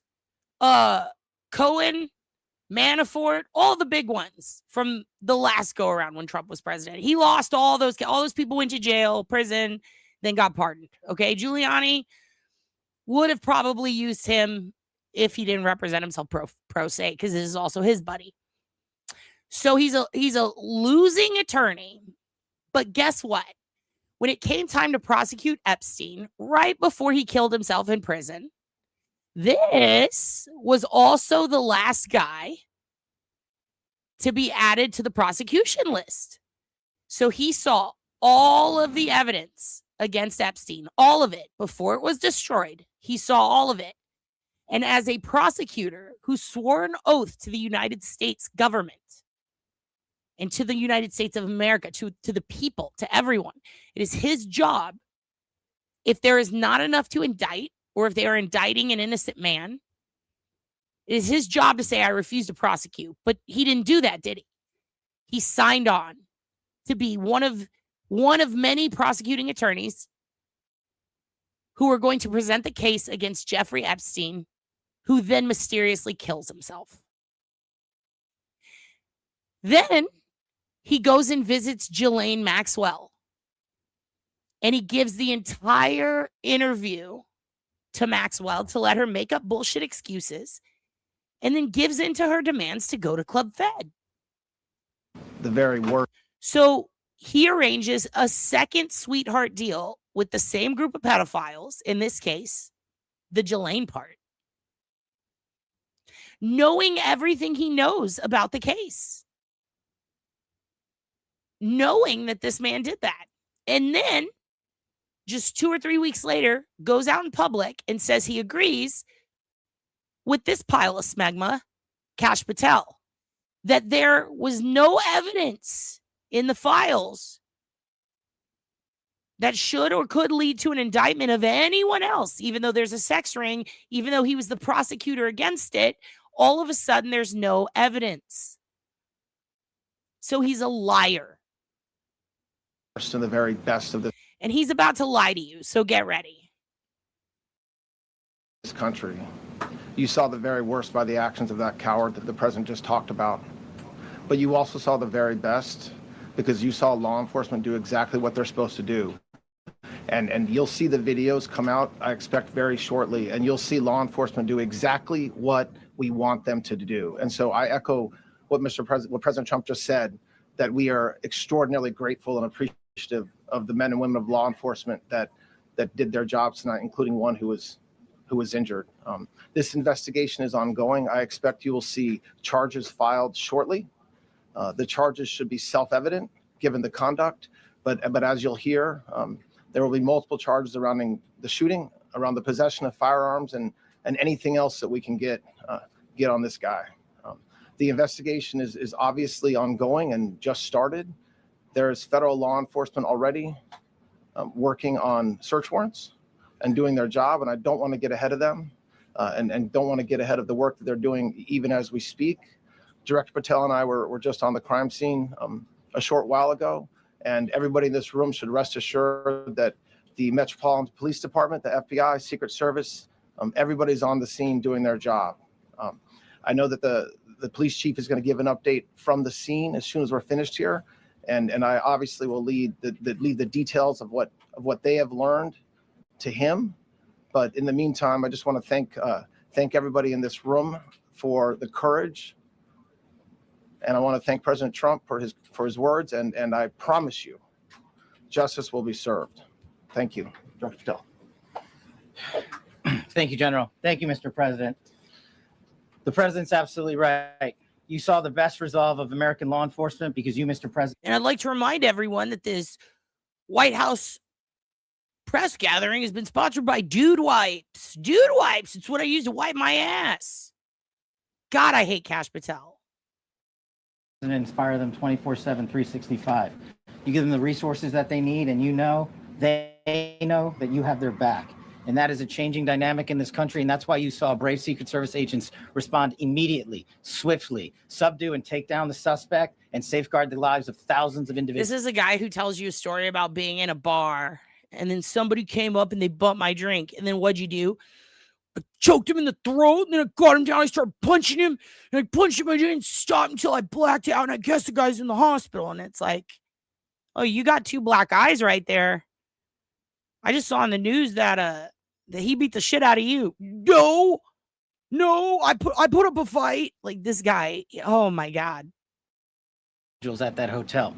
Thanks to our interagency partnership with the Department of Homeland Security and the Metropolitan Police Department, the FBI was rapidly deployed onto the scene, took over the evidence response unit, is examining all the ballistics that were found on scene to include the long gun and the shell casings. We are conducting witness interviews as we speak.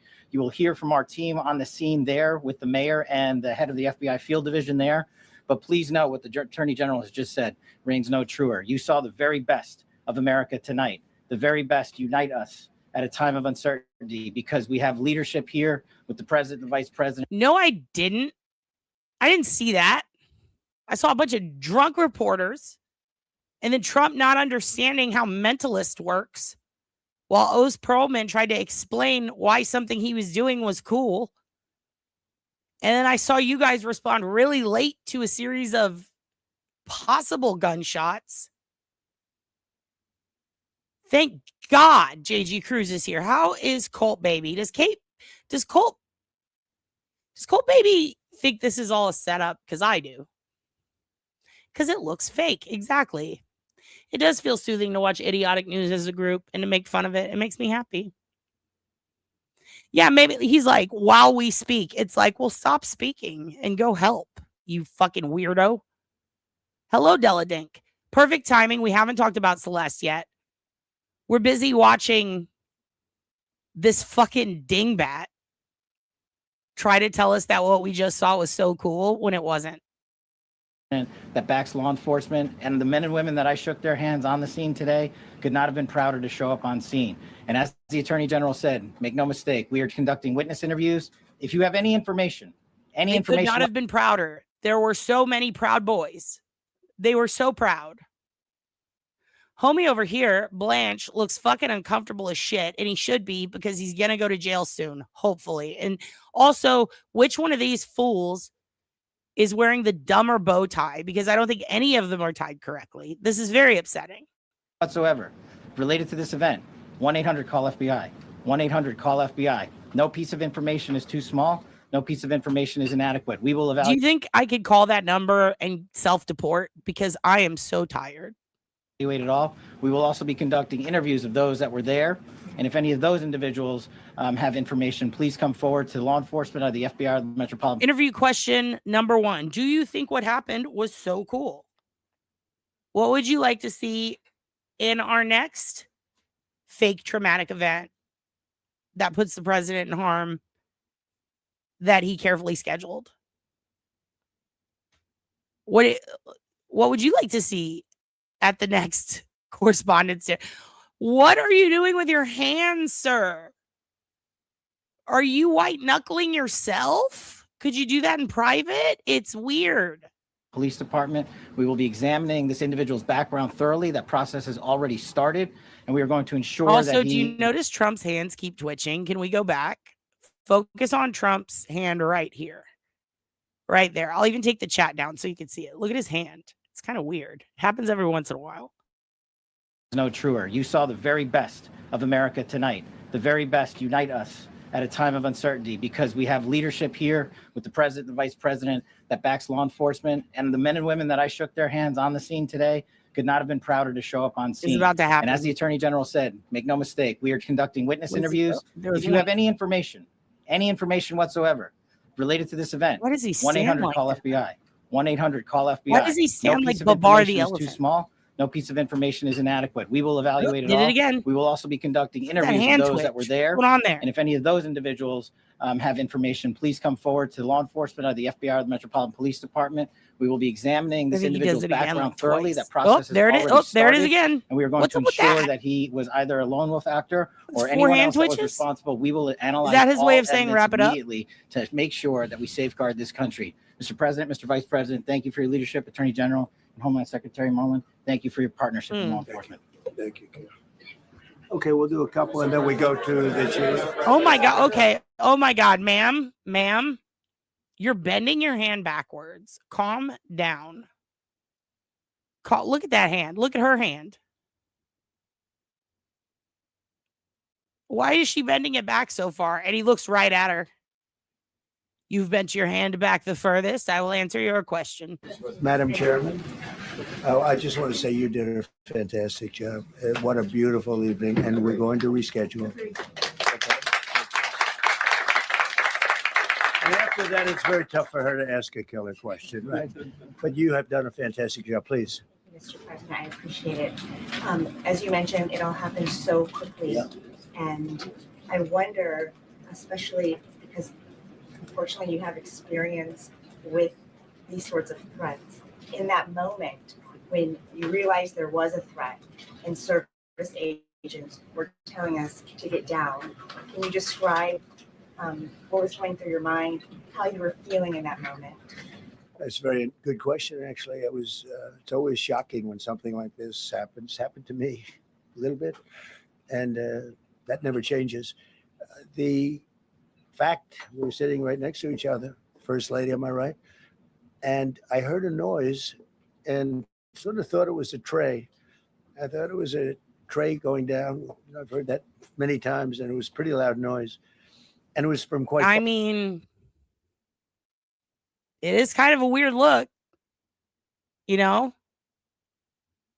Most of the people who do this kind of shit are nerdy little white dudes that we never see again. Maybe they changed it up this time. far away. He hadn't breached the area at all. They really got him. But so it was quite far away, but it was a gun. And some people really understood that pretty quickly. Other people didn't. I was watching to see what was happening. Probably should have gone down even faster. Melania was very cognizant, I think, of what happened. I think she knew immediately what happened. She was saying, that's a bad noise. And we were That's crazy because I didn't see her say anything. Yeah, I had a feeling this would get me the ballroom. Away along with other people, but we were really whisked away. And again, the performance of the Secret Service and the police, all of the law enforcement. The out there was really good. performance? So That's an interesting choice of words. The performance. Oh, really? Interesting. I would think that they would use this as an opportunity to be racist because they fucking love that shit. They love being racist. They like being racist the most. We love being racist more than anyone else is racist. We're the most racist. Like, that's literally 100% how he is. Nut the cute. Thank you for gifting 5 memberships. 5 of you are now members of this cult. Yeah, he says they performed exactly as they performed. They did all the right moves. Everything I told them to. Oh my God. It's like I'm watching the Mikado. It's like I'm the Zodiac now. Hello, Mad Sarah. Are you mad? it was Why? very quick. Everything's There wasn't a lot perfect. of time to He's be getting his ballroom. Bathing cult baby? Whoo! Whoo! And blacks are not racists? You found ignorant woman. I didn't say that, but okay. Okay. If that's what you took out of it. Jesus. I think ignorant woman found troll. I think ignorant woman found bot. Ignorant woman found bot in chat that is trying to say black people are racist. Not sure if y'all know this, but I teach government politics to high schoolers, so I have a lot of thoughts. I would love to hear them. Have your high schoolers joined one act play, and can you show them this and explain to them that if they can pull this type of shit off, that UIL trophy is in their hands? thinking, because it was a matter of seconds before we were out the door and gone into an area.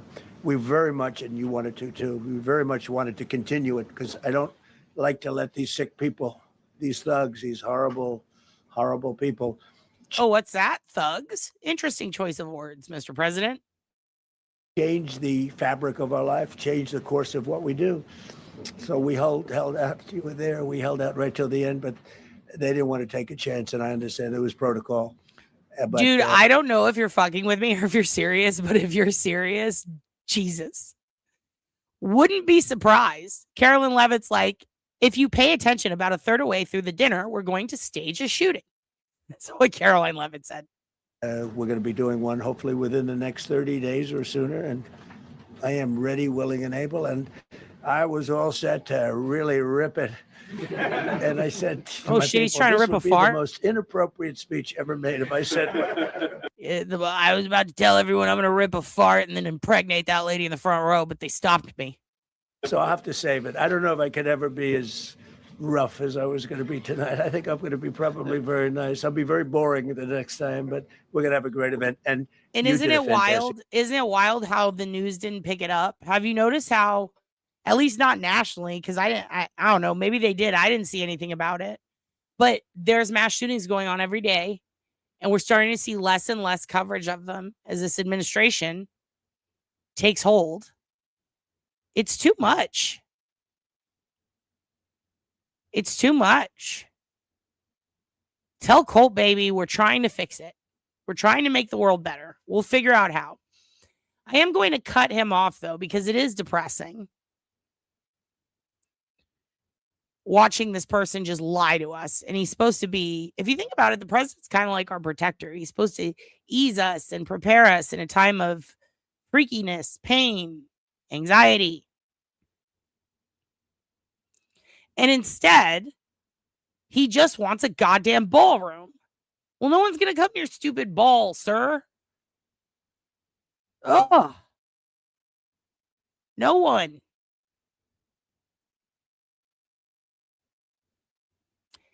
He should have done a shout out. He should have done a shout out at least to the people who are going through bad shit like the mass shooting. He's not going to acknowledge it.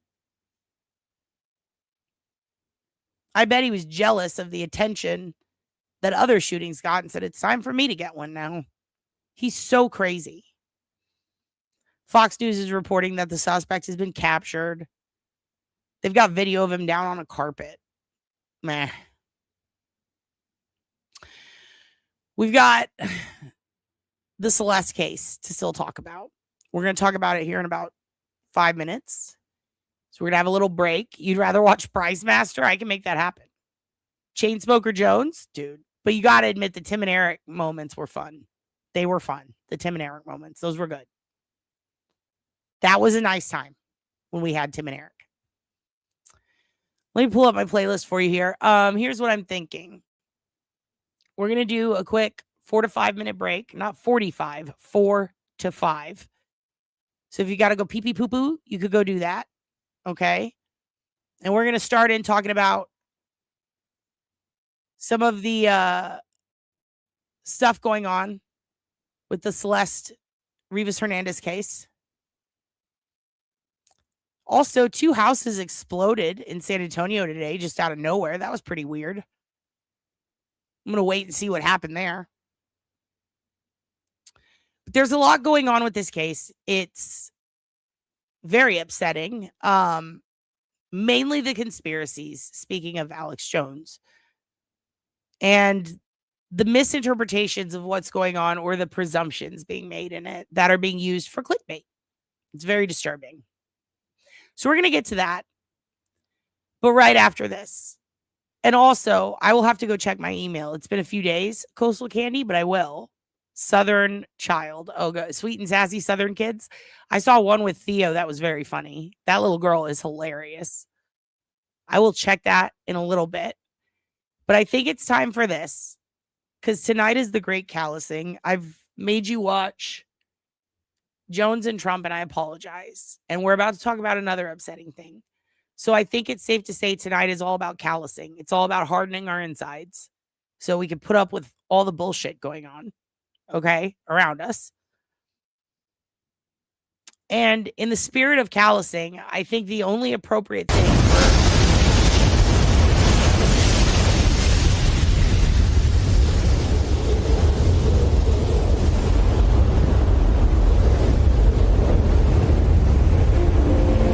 你好 ，Jack。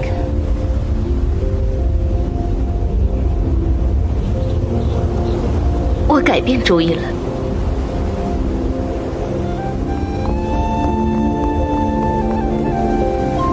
我到这里来找你。把手给我。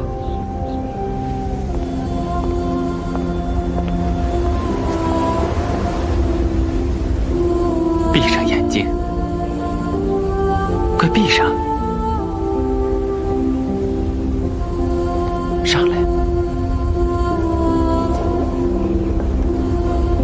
抓住栏杆，闭上眼睛，别偷看。我没偷看。跨到栏杆上，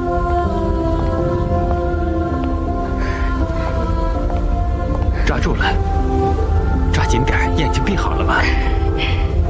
相信我吗？我相信你。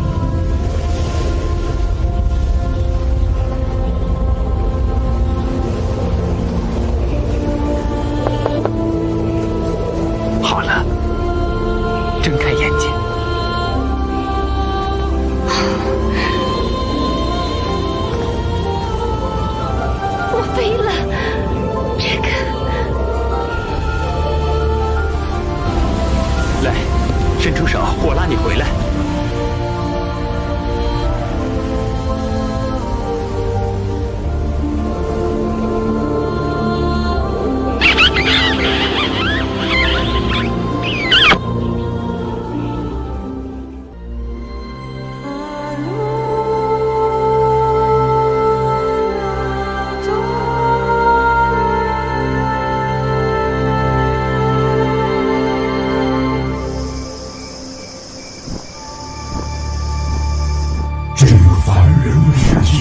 你夕阳西下，笨蛋！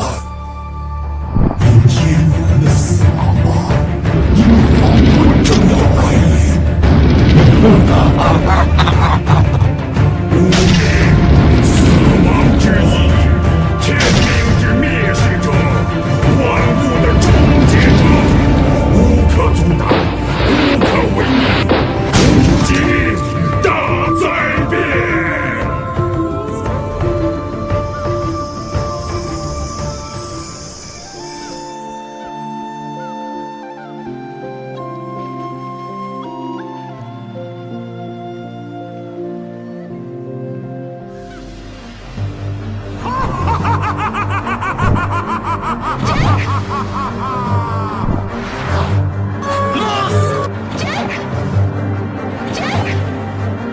这片土地的灾难还没结束，等我们彻底毁灭它之后，就献给伟大的 Sagaras。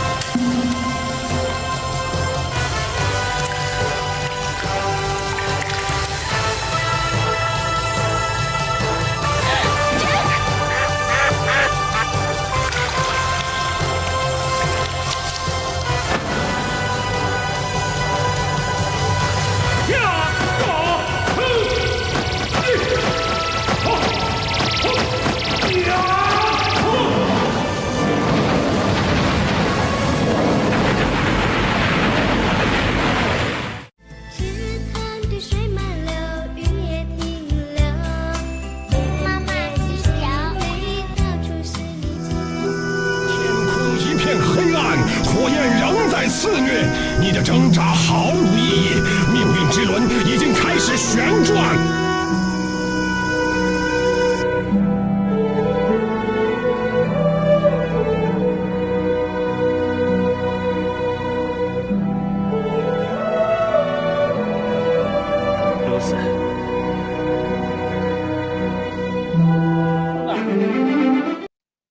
Okay, I'm sorry to come back so soon. I know you guys love the end of that. This is called my Japanese roommate went to animation school and made a version of the Titanic, and you guys will all really love it. I think that's what it's called. They also call it like 2D Titanic, Titanic interpretation, stuff like that. It's fun. We all love it. Everyone loves it.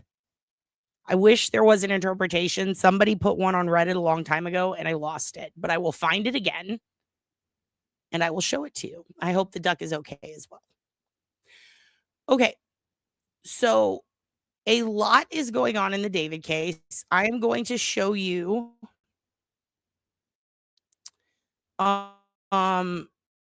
some of what came out, and I want to show you. Okay. So where is it? Where is it? Here it is. So David went back to court. All right. And when he went back to court, there were reports that in the court hearing, it was said that 40 terabytes of CSAM were available. First of all, okay, let's separate this. They said 40 terabytes of digital evidence exist in this case. Okay. The reports that have been coming out that have been shared by YouTube creators and the news alike are that 40 terabytes of CSAM were in his phone. Okay. That's different. It's very different. That is a wild amount. And I'm not sure that that's really possible at this point. So I went back to look at it and to watch what was said in court. In order to do that, because they don't have cameras, you have to base it off of what people who were in there said. So I went back to the first hearing where you could actually hear the prosecutor speak, and she said there are over 40 terabytes of evidence in this case. Not that it was all specifically CSAM from his phone. Yet people keep saying that. There's also a situation of the autopsy coming out and people perhaps misreading it, certain things on it. It does look like, and this is what they have said in court, that she was killed. It was homicide by a sharp instrument. And exactly, it can't, I doubt his phone can handle or hold 40 terabytes. So that's just not true. It's just not true. Does it really matter? Are we splitting hairs here? I mean, I think kind of. It's important to be accurate, right? But I wanted to show you a little bit. We're just going to watch a little bit of Jesse on News Nation because we love his hair. We like to see how he's doing. And because Hoogan has to go take a shit. So I'm putting that on. And then I'll be right back. And I'm going to show you the report. And we're going to go over it a little bit. We're going to talk about what's bullshit and what's not based on what people are reporting. Okay? So here we go. Here we go.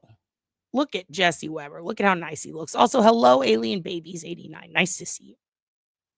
Did you give birth to Victor Wembanyama? I can't say his name. Is he okay? All right, here we go.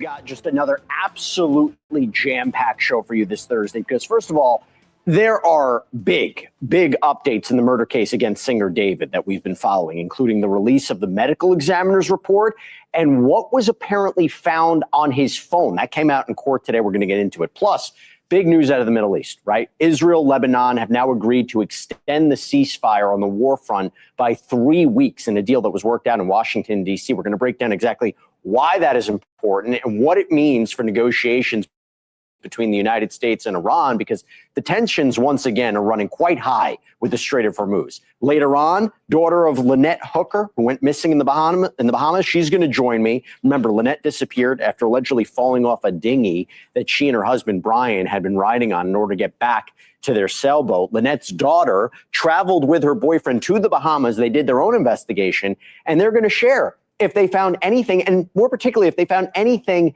that would support or contradict Brian's account. Also tonight, the Makeshift Project, okay? Social media account, billions of views. You've probably seen these videos. They're probably in your algorithm. The two guys behind it coming on set. I want to know how they became a success, and we're going to have a little fun. We're going to do one of their blind rankings. I think you're going to like the topic. But we got to go back to David, okay? Big day today. So it was 1 year ago today. Prosecutors claim 14-year-old Celeste Rivas Hernandez was lured to a Hollywood Hills home and killed, and her body dismembered and hidden inside of a Tesla. Today, the man accused of murdering her back in court. Now, there were no cameras there, but we have somebody who was inside. But we're talking about 21-year-old singer David, real name David Anthony Burke. He apparently sat shackled in an orange jumpsuit, remained calm and quiet as prosecutors laid out these new disturbing allegations. What do I mean? Telling the court, telling the judge, they apparently found a, quote, significant amount of child pornography on his phone. Now, to be clear, we don't know if Celeste was included in those images, but that revelation, that alleged revelation, adds a new and troubling layer to this case. It makes me also wonder, are we talking a new set of charges? I'll explain. But prosecutors also disclosed that a wiretap was used during the investigation and that there were 3 separate grand juries looking into this case. 3? We always thought there was 1. They say there's still a large amount of digital evidence, more than 40 terabytes to process and turn over to the defense. So the judge set a preliminary hearing for May 1st. So that's where a court will determine if there is sufficient evidence, sufficient probable cause to support the charges for this case to move forward. Now, David has pled not guilty to these charges of first-degree murder, sexual abuse of a child, mutilation of human remains. Prosecutors claim he killed Celeste when she threatened to expose what they describe as an illegal sexual relationship with a minor. So after today, as you can imagine, there's a lot of questions. For that, I have 2 great guests. I turn to missing persons private investigator Steve Fisher, who's been all on top of this case. He was in the courtroom today for all of this. And also Mark Aragos, high-profile criminal defense attorney, friend of the show. He also co-hosts the podcast Reasonable Doubt, 2 Angry Men. Gentlemen, always happy to see you. Steve, I'm going to start with you. You were there today. How did Burke look, number one? And 2, did he have any kind of reaction when prosecutors revealed that they apparently found all this material on his phone? Yeah, they brought him in. Sheriff's brought him in an orange jumpsuit, and then they handcuffed him to the stanchion on the desk. He did not look at the gallery at all or the defense side. He just sat down, didn't even acknowledge his attorneys, although they were back there with him earlier. He stared forward. I've heard reports that he looked confident and everything. He did not look that to me. Of course, it's all subjective because I didn't know him before, but he did not. He didn't look confident to me. He looked like he was defeated. Well, Mark, I mean, these new allegations about material on his phone, you couple that with a wiretap. My first thought, the attorney and me, I'm wondering, are the feds involved? I mean, I'm wondering, are you now potentially talking federal charges here? Well, given the history, the more recent history, that's entire. I would not be dismissive of that. If you had asked me 5 years ago, 6 years ago, I would have said, no, it's not likely. But given what has happened recently in Los Angeles County, that's entirely possible. But let's take one step back, if we could. Part of what was happening here, and I had talked to you about this, Jesse, when the defense did not waive their speedy trial rights or speedy preliminary hearing rights, that forced the prosecution's, basically called their bluff. Prosecution is going to do anything and everything, in my humble opinion, to try to get around doing a preliminary hearing next week. They started today by, the cynic in me would say, they brought up there's child porn on the phone, there's 3 grand juries, there are federal, or there are wiretaps. All of that stuff was nothing more than a way to say, okay, defense, you're going to put our feet to the fire. We're about to slime you right back. And that's, and it was effective. We're leading with it. You're leading with it. Definitely a strategy. Let me, Steve, stand by for 1 second. I just want to go back to you, Mark, on this. 3 grand juries? 3 grand juries? There was only reports about 1, as far as I could tell, yes. And all investigative grand juries that, hear this evidence. They're usually used to lock in testimony. None of them, as far as we can tell, were tasked with returning an indictment. Maybe, maybe not, but 3 grand juries. Why 3? Let me just tell you why, and this has been one of the great frustrations for me as somebody who practices in LA County.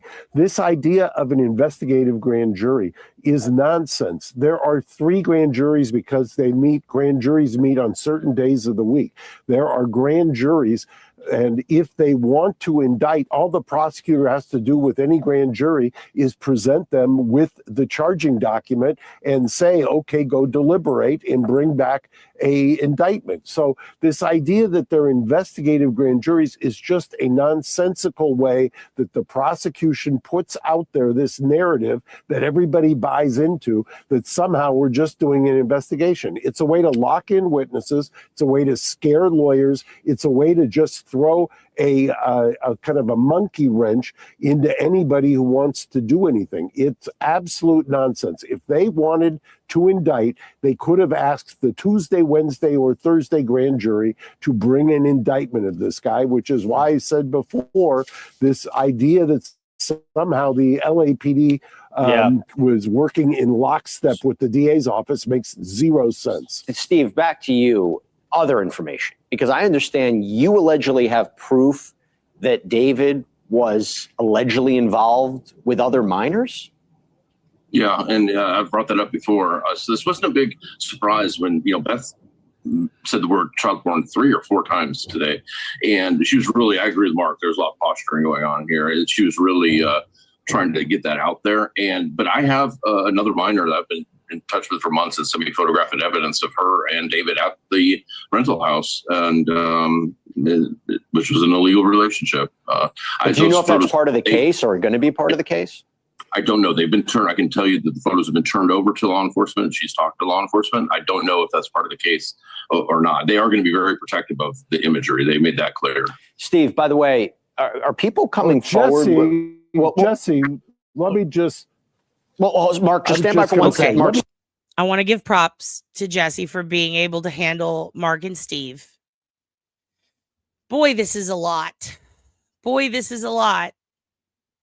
And it's upsetting Hugin. I know, honey. I know. It's pissing you off. The way they're talking about this poor little girl. I know. Pisses me off too. Hugin's very fussy. He needs his ball. I will find it. I will find it, honey. Give me one moment, okay? Can I do this? Just 1 second. I'll go get your ball. Okay, I need to go under the couch and get his ball. But I want to know in the comments, what do you think about these two? About Steve and Mark? They go on TMZ all the time. They have very strong opinions. Jesse's trying to control them. He's trying to get them in line. But what do you think about the things that they're saying? They're using that term. They are. And it's all, yeah, right. Isn't it fucking weird? It's one of the reasons I put this on, because it's like, wow. These are two people who have very strong opinions, who you usually don't see on the same panel together, but you definitely see them both sucking up to Nancy Grace and TMZ. Both of them. Oh, they love talking shit about them. I mean, Mark, because he's an attorney and he's had a bunch of run-ins with them, pretty famous ones, historically speaking. And then Steve over here is just always pissed at him. So there's that bond, you know. But also I feel like Mark understands them more and has more connections with them. And I feel like Steve bumps heads more with them. And they're both bumping heads with the medical examiner, who both of these guys have historically called out. So it's very strange. Yeah, they have the podcast, him and Harvey, right? And then Steve's got Nancy in his pocket. He's got Nancy in his pocket. And anytime he's on Nancy or any other podcast, he's talking shit about TMZ. And again, like you said, Harvey is buddies. So it's weird. It's like the friend of my enemy sort of situation. Let's let them continue. Just stand by for 1 second. I just want to follow up one thing with Steve here. Are people coming forward to you, Steve, with more information about David since he's been arrested and charged?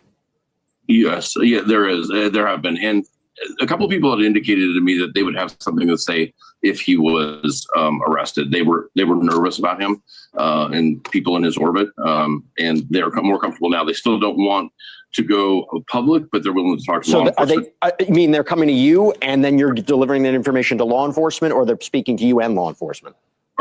I'm connecting them in certain cases. Yeah. Mark, over to you. Look, to Steve's point and your question, whether they're going to bring that in, the pretext that they would use, the prosecution would use, is we're going to show that this is what. You know, this is a great point. She shoplifted, what was it, from a Saks Fifth Avenue or something? God damn. Yeah, and he does own part of the press, so that's a whole thing. And you know what's interesting? Remember when TMZ was covering the Epstein scandal, Harvey didn't say fucking shit. He didn't say shit about it, even though he was in it as someone who could help cover for Epstein, allegedly. They were like, I'll get my buddy from TMZ to contact you. But this guy, his organization covers a lot of it. So it's very interesting that he chose to team up with him as well. So-called 1101 modus operandi evidence. That's why it's important that we've got to try to get in the child porn evidence. The reality is it was nothing more than a way to slime him in the setting where there is basically litigation privilege, and they're pushing back. The prosecution, as expected, is pushing back hard on the defense because the defense did not waive their right to a speedy preliminary hearing. I'm having a hard time with him. Everyone just wants to slime. First of all, he did it to himself. Let's not goof there. Let's not act like that's not a thing. Defense attorneys are going to have a fun time with this one. Trying to somehow look, regardless of what he did, he has every right. He has every right to be heard with his constitutional rights protected, to be heard by a jury that is of his peers who have not, like, come on, they can't have been tainted. Dude, like, we get it. Everyone has a right to a fair and speedy trial. But let's not act like it didn't take them months to pick this motherfucker up. Let's not act like they didn't do their diligence here. This is all orchestrated kabuki theater on behalf of the prosecution. They are not going to put their preliminary hearing on next week if they can help it, unless Mark, they get rejected. That's not happening. You could be 100% right. That could 100% be the strategy. But if this preliminary hearing does happen, right, and this is very different than a grand jury, right? This is not one-sided, closed door. Defense has an opportunity to challenge the prosecution's case. It is a low burden to, prove that there's probable cause here to support the charges, that there's sufficient evidence. When you listen to, they say they have 40 terabytes of data that they're going to be turning over. We didn't get a full analysis today of all the evidence they have and all the potential cooperating witnesses. Do you feel differently about how the prosecution, about their chances at a preliminary hearing, or the strength of their case, or what we can expect there? Look, I say this, sometimes judges smile, other times they get mad at me. Probable cause proceedings in the County of Los Angeles have devolved into whether your client is breathing.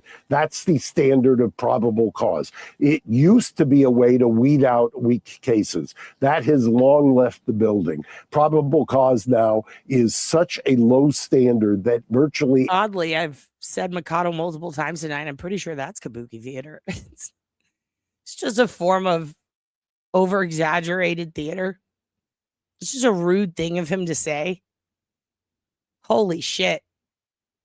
Yeah, Steve's face, he's like having a hard time not making the Undertaker face.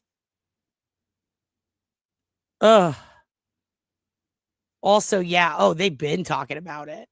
You know that they're going to do something crazy. I bet this was the crazy thing they tried to do tonight to cover up for it. But you know they're going to let that bitch out. Hide your kids, hide your wife, dude.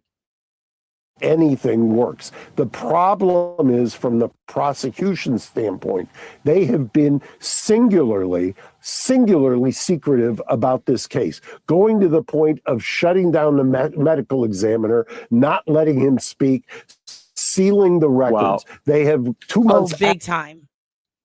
Big time. And also, they fired half of the Kabuki Warriors.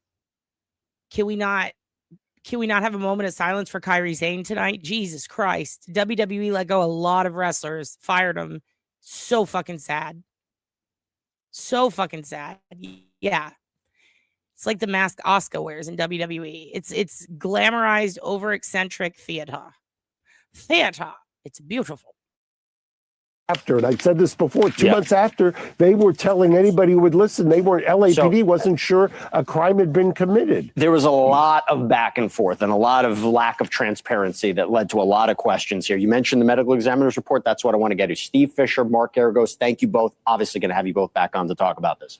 But okay, what we just said, these new details, okay, come one day after the medical examiner's report on Celeste Rivas Hernandez was released. And remember, like Mark said, this was delayed by a court order that was one, and this was put forward by the LAPD. They were asking for this. And this is one, by the way, that the Los Angeles County Chief Medical Examiner called this delay unfathomable.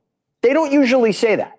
Now, Celeste's family said that they are devastated, that they are in, quote, profound emotional pain after learning the findings in that report, details that they waited months to learn. They weren't in court today. And I will tell you, as somebody who read through that whole report, when you see what's in it, it is not hard to understand why. So I'm going to give you a warning here. What we're about to walk through, the graphic details of this autopsy, not easy to listen to, because the report lists her official cause of death as multiple penetrating injuries, a 14-year-old girl. The manner of death ruled a homicide. The report identifies 2 significant wounds, one to the chest, one to the abdomen, with the wound to the abdomen piercing the liver.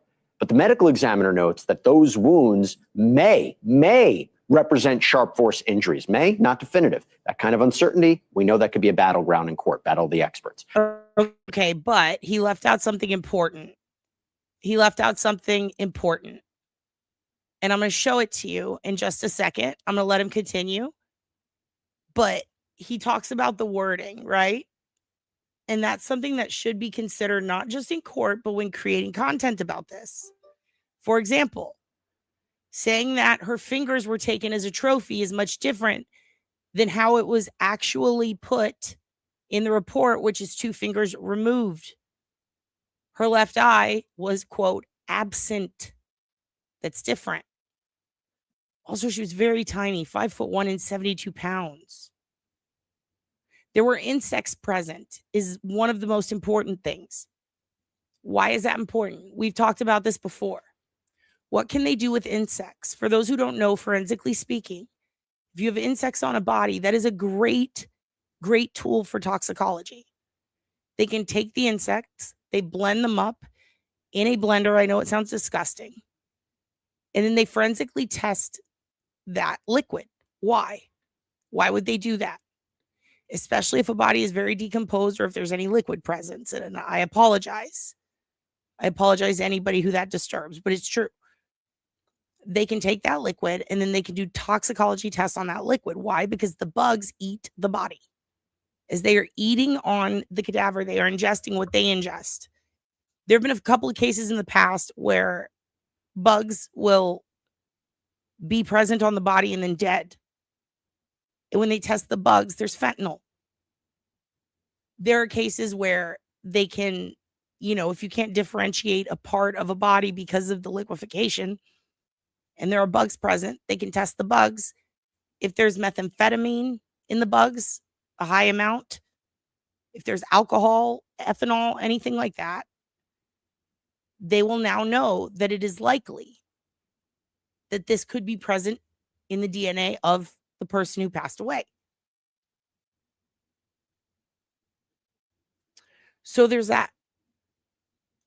In addition to that, people keep saying he kept the fingers as trophies, which is simply not true. They were absent, like the eye. One person in court said removed, and I believe that was the prosecutor. But the actual evidence shows that they were absent, more than likely to destroy evidence of his name being tattooed on her. A lot of people are putting the opinion out that he kept these as trophies. He's not a serial killer, guys. And even if he was, that doesn't apply to all. It's not a blanket thing that they keep trophies. In this case, considering it has his name on the finger, it's more than likely this was done to destroy evidence or to remove evidence so that people didn't see his name attached to her. Okay? And I agree with Cindy, the eye likely was missing or absent due to decomposition. No, I haven't yet, Z Young, but I have seen her Discord comments and the stuff about her being married, and then the mods scrambling together to say we need to hide this information. Like they knew how old she was. So there's that. Yeah, so with fentanyl, you can cut it with a million different variants of synthetics, but the presence of fentanyl, it's either there or it's not. But I agree but I think the thing that it's impossible to test for is specifically the synthetics, which would be like the bath salts and stuff like that, the spice.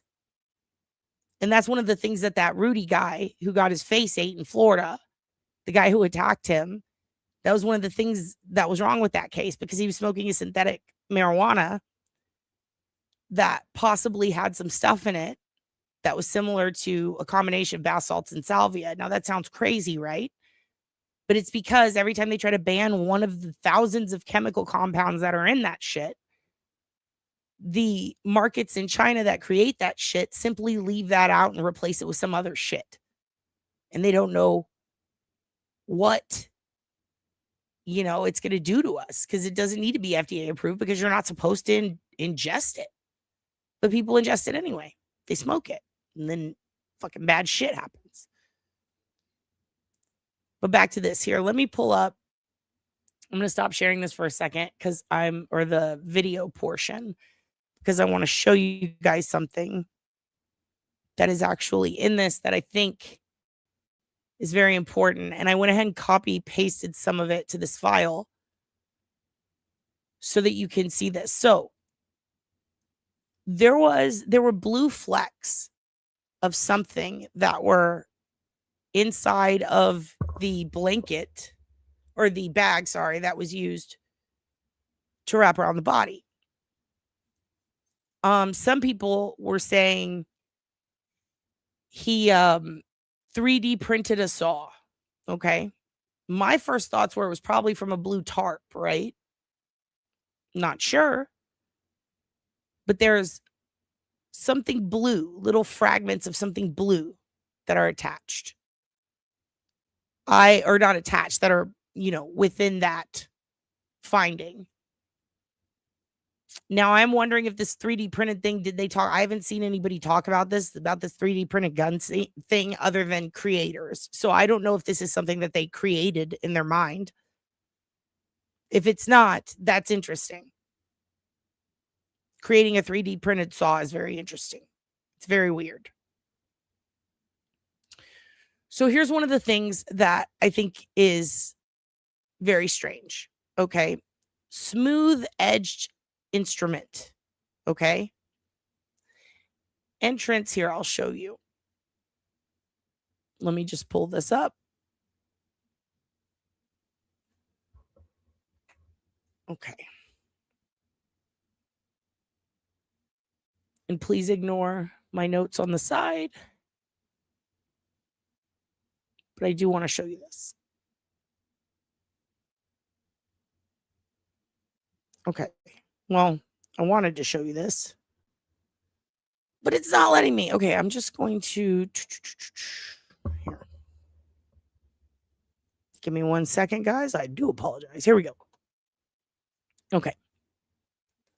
I'm going to try to make this nice and big for you guys. Apologies if you can't see it. Let me try to make it bigger. Okay. That part pisses me off. All right, here we go. Entrance on the skin defect, which is 3/4 of an inch. This is one of the areas where they believe she was stabbed. There's 2 spots in her abdomen, okay? Or her chest and abdomen, all right? So involving the right abdomen, 21 inches below the top of the head and 1 inch right of the midline is a 3/4 inch length penetrating wound with smooth edges. You see that part? Very important. Very important. The wound track sequentially perforates the skin and soft tissue, the right abdomen, and the liver. You don't have to go that deep for that part. Okay? It has a depth of 1.5 inches, just deep enough to cause some serious damage. Now here, involving the lateral left lower chest, 15 inches below the top of the head, 6 of the midline, a 9/16 inch, a little smaller, with, again, smooth edges. Why am I pointing this out? This has a depth of 2 inches. Okay? So you've got 2 wounds, all right, that are penetrating, okay? Possibly, definitely from a sharp object. Possibly a knife, something like that. But they make it a point to say smooth edges. So one thing that I want to point out, there's a lot of creators out there who are showing David posing with this knife, saying this is his knife. He has this knife. And it's got a little bit of a jagged edge on the end. Is it possible that's a knife? Could maybe be. But we have to remember this is a smooth-edged instrument. Now let's go back to what Steve said. Do you remember when he talked about a saw and how there was probably jagged parts of the skin? We have a medical report that's telling us smooth-edged. Okay? Exactly, Kevin from South Boston. Sounds like it went in clean.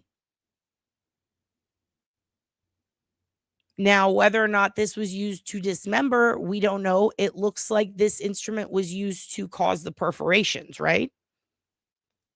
So there is still a chance that we would see something like that on the dismemberment parts. But it seems that we don't. Now, one thing that is interesting, The adjacent ribs show disruption of the cortical bone. The cortical bone is a break, gap, or structural violation in the hard outer shell of the bone, the cortex, often indicating a fracture, severe erosion, or damage. So she has rib damage. Okay? This could be a fracture. Likely not erosion because she wasn't out there that long, right? I mean, long enough to cause erosion. I get that it could erode, like as in degradation, because her body, it degrades over time. But severe erosion, when I looked it up, that's beyond months. Okay? And agreed, we don't know for sure. It could be that knife for the serration. That's true. Because the tip of it, right? But when we're talking about the dismemberment part, I doubt he used that knife. It's small. It's just not possible. If we're talking about for the jagged edges where she was supposedly dismembered with something with jagged edges, which is what they reported, which is what TMZ, Steve, all these different people reported and then took back and then reported and took back.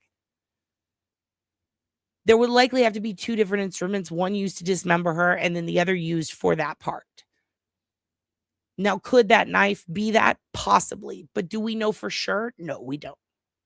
So people who are reporting this is the knife, we don't have that yet. It hasn't been announced. We don't have that yet. Is it possible? Sure. He bought a burn cage. Exactly. He had good tools. So we've got a girl with potentially broken ribs. Potentially. Okay. Then we've got a wound track that has a depth of 2 inches and the other 1.5 with smooth edges. Okay.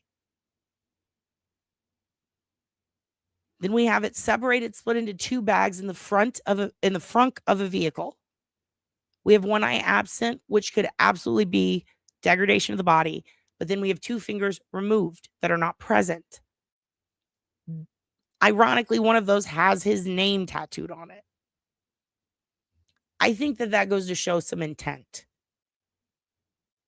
I really do. Now, what's interesting is this part. And I haven't seen anybody really bring it up or talk about it. Multiple linear abrasions on her hand makes me think, and this part's my opinion. I think that she put her hand up to cover the wounds and that this person might have been trying to strike her more and it caused defensive wounds. And I wonder if he was perhaps coming up from behind, i.e. lying in wait. We don't know. She's got multiple defects here, 1 to 1 3/4 inch near the ribs. I think these could be defensive wounds, but the reason they're not on the inside of the hand is likely because she covered one of the initial 2 wounds. That's just my opinion. I could be wrong. But I do wonder, based on the slicing and the way it's described in the document, if someone came up from behind her, because then this would make sense as opposed to perforation. So that's very interesting, including the broken ribs. It really does make me wonder. I do think she put up a fight, but I can see why the charges are what they are right now. So there's that. The medical report summary says severe post-mortem changes. Severe post-mortem changes. So she passed, and then her body was manipulated. Dismemberment. That's what that means. Now, what's interesting is they use a very strange term I haven't seen before. I'm not a medical examiner. All but 2 fingers, I believe, and 1 or 2 other potential parts had been degraded, so there's no way to tell. The charge is murder, but also there are special circumstances. You have lying in wait, and then you have child sexual exploitation. And then you've got, what was the other one? I think it was just the straight up murder charge. Yeah, and it's hot as fuck and it's in the summer. So here's the term that I found very interesting. They say full thickness dismemberment. Okay? Full thickness dismemberment is used in the autopsy. It says right abdomen with injury to liver, left chest with penetration of underlying intercostal space and cortical disruption of adjacent ribs.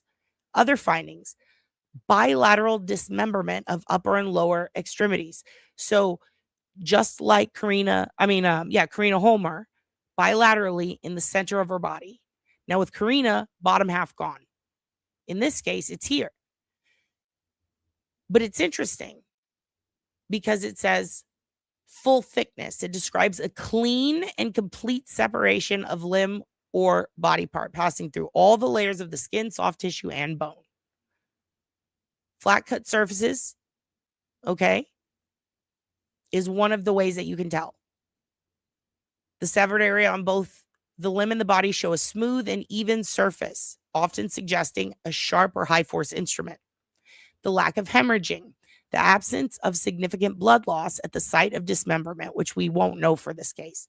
And then multiple sites. In specific cases, this may occur at multiple locations of the body, such as upper and lower extremities, resulting in several severed body fragments, which we do have. So it fulfills two of the three. One is an impossibility for us. But it's interesting because we know that little knife's not going to do that. But we also know now that it's not a jagged situation. Okay? This is something that was sharp. It was high force. It went all the way through every layer. And it was clean. Possibly like a bandsaw or a bone saw, something like that. There were also multiple additional skin defects. And there was a separate toxicology report. The upper and lower extremities show full thickness dismemberment with relatively flat cut surfaces through the soft tissue and bone. There's no discernible hemorrhages that they could see at these sites. So while we couldn't see it at the place where it happened, we get physically, we could see it on her body. Multiple fragments of blue plastic material are found embedded in the cut surfaces. Now, this makes me think either they did use something that was blue, or it was cut. She was cut on a blue tarp, and perhaps they cut into it. We don't know. Now, they do say it's a plastic material. They don't say whether it's hard or not. Read as face-to-face when stab wounds made. It doesn't say that. It doesn't say they were face-to-face on the autopsy. That's another thing that people have been saying, but we don't really know that for sure. Let's keep going. The right upper extremity is dismembered 9 inches from the top shoulder. It gives you exactly where, but it says the left 4th and 5th fingers are amputated. The right lower extremity is dismembered in 2 places. One side is 12 inches from the top of the leg. The other is 10 from the heel. The left lower extremity is dismembered in 2 places, 9 inches from the top and 15 from the bottom to the heel. In the stomach, it is absent of pill fragments and absent of any content. So she hadn't eaten that day. Okay?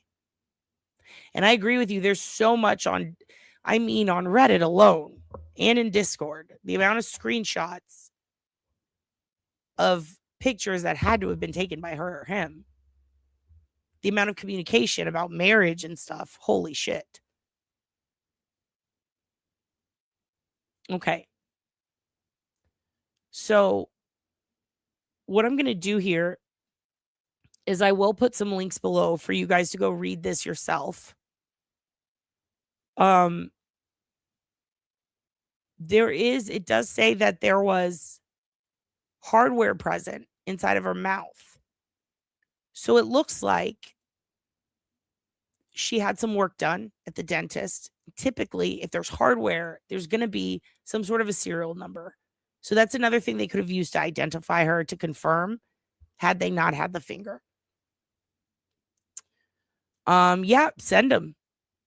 I would love to see them. I'll put my email in here.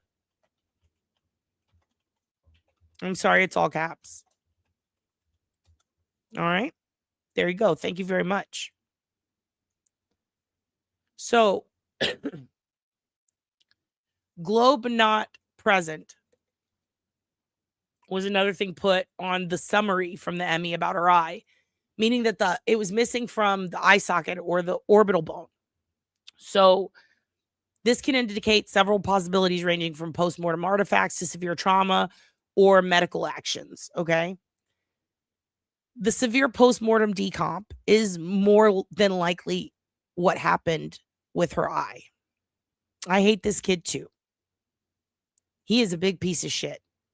Did they? I thought that they had, well, could be a lie that TMZ had contacted them and then they got in touch with the parents and then identified through the tattoo, but then they had that in her mouth to be able to compare and confirm. But more than likely, yeah, they probably do. They usually do a few things to confirm if they can. And we know that there was no previous surgical removal. Now, it could also be caused to severe facial trauma, but we did not see any, at least in this report, I didn't see anything about blunt force trauma to the orbital bone. Now, some people have said, well, maybe animals got to it. She was in a frunk. You know, she was in a trunk. So there's that. Now, there were presumptive positives in the toxicology report for, I believe it was like meth and Molly. Okay. And then they did a re-report. They re-reported it, did another report where they said, I believe they said not so. But some people were arguing about presumptive positives. Okay. And that's an initial screening test. And it does require further confirmation if you get a PP. Yeah, benzos was the other one.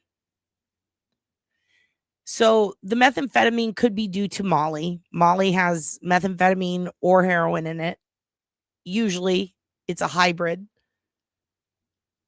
But benzodiazepines were found present, presumptive positives.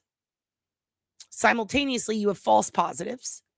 So you've got presumptive positives and false positives. False positives are, it could be this, but it's likely another medication that's showing up as this.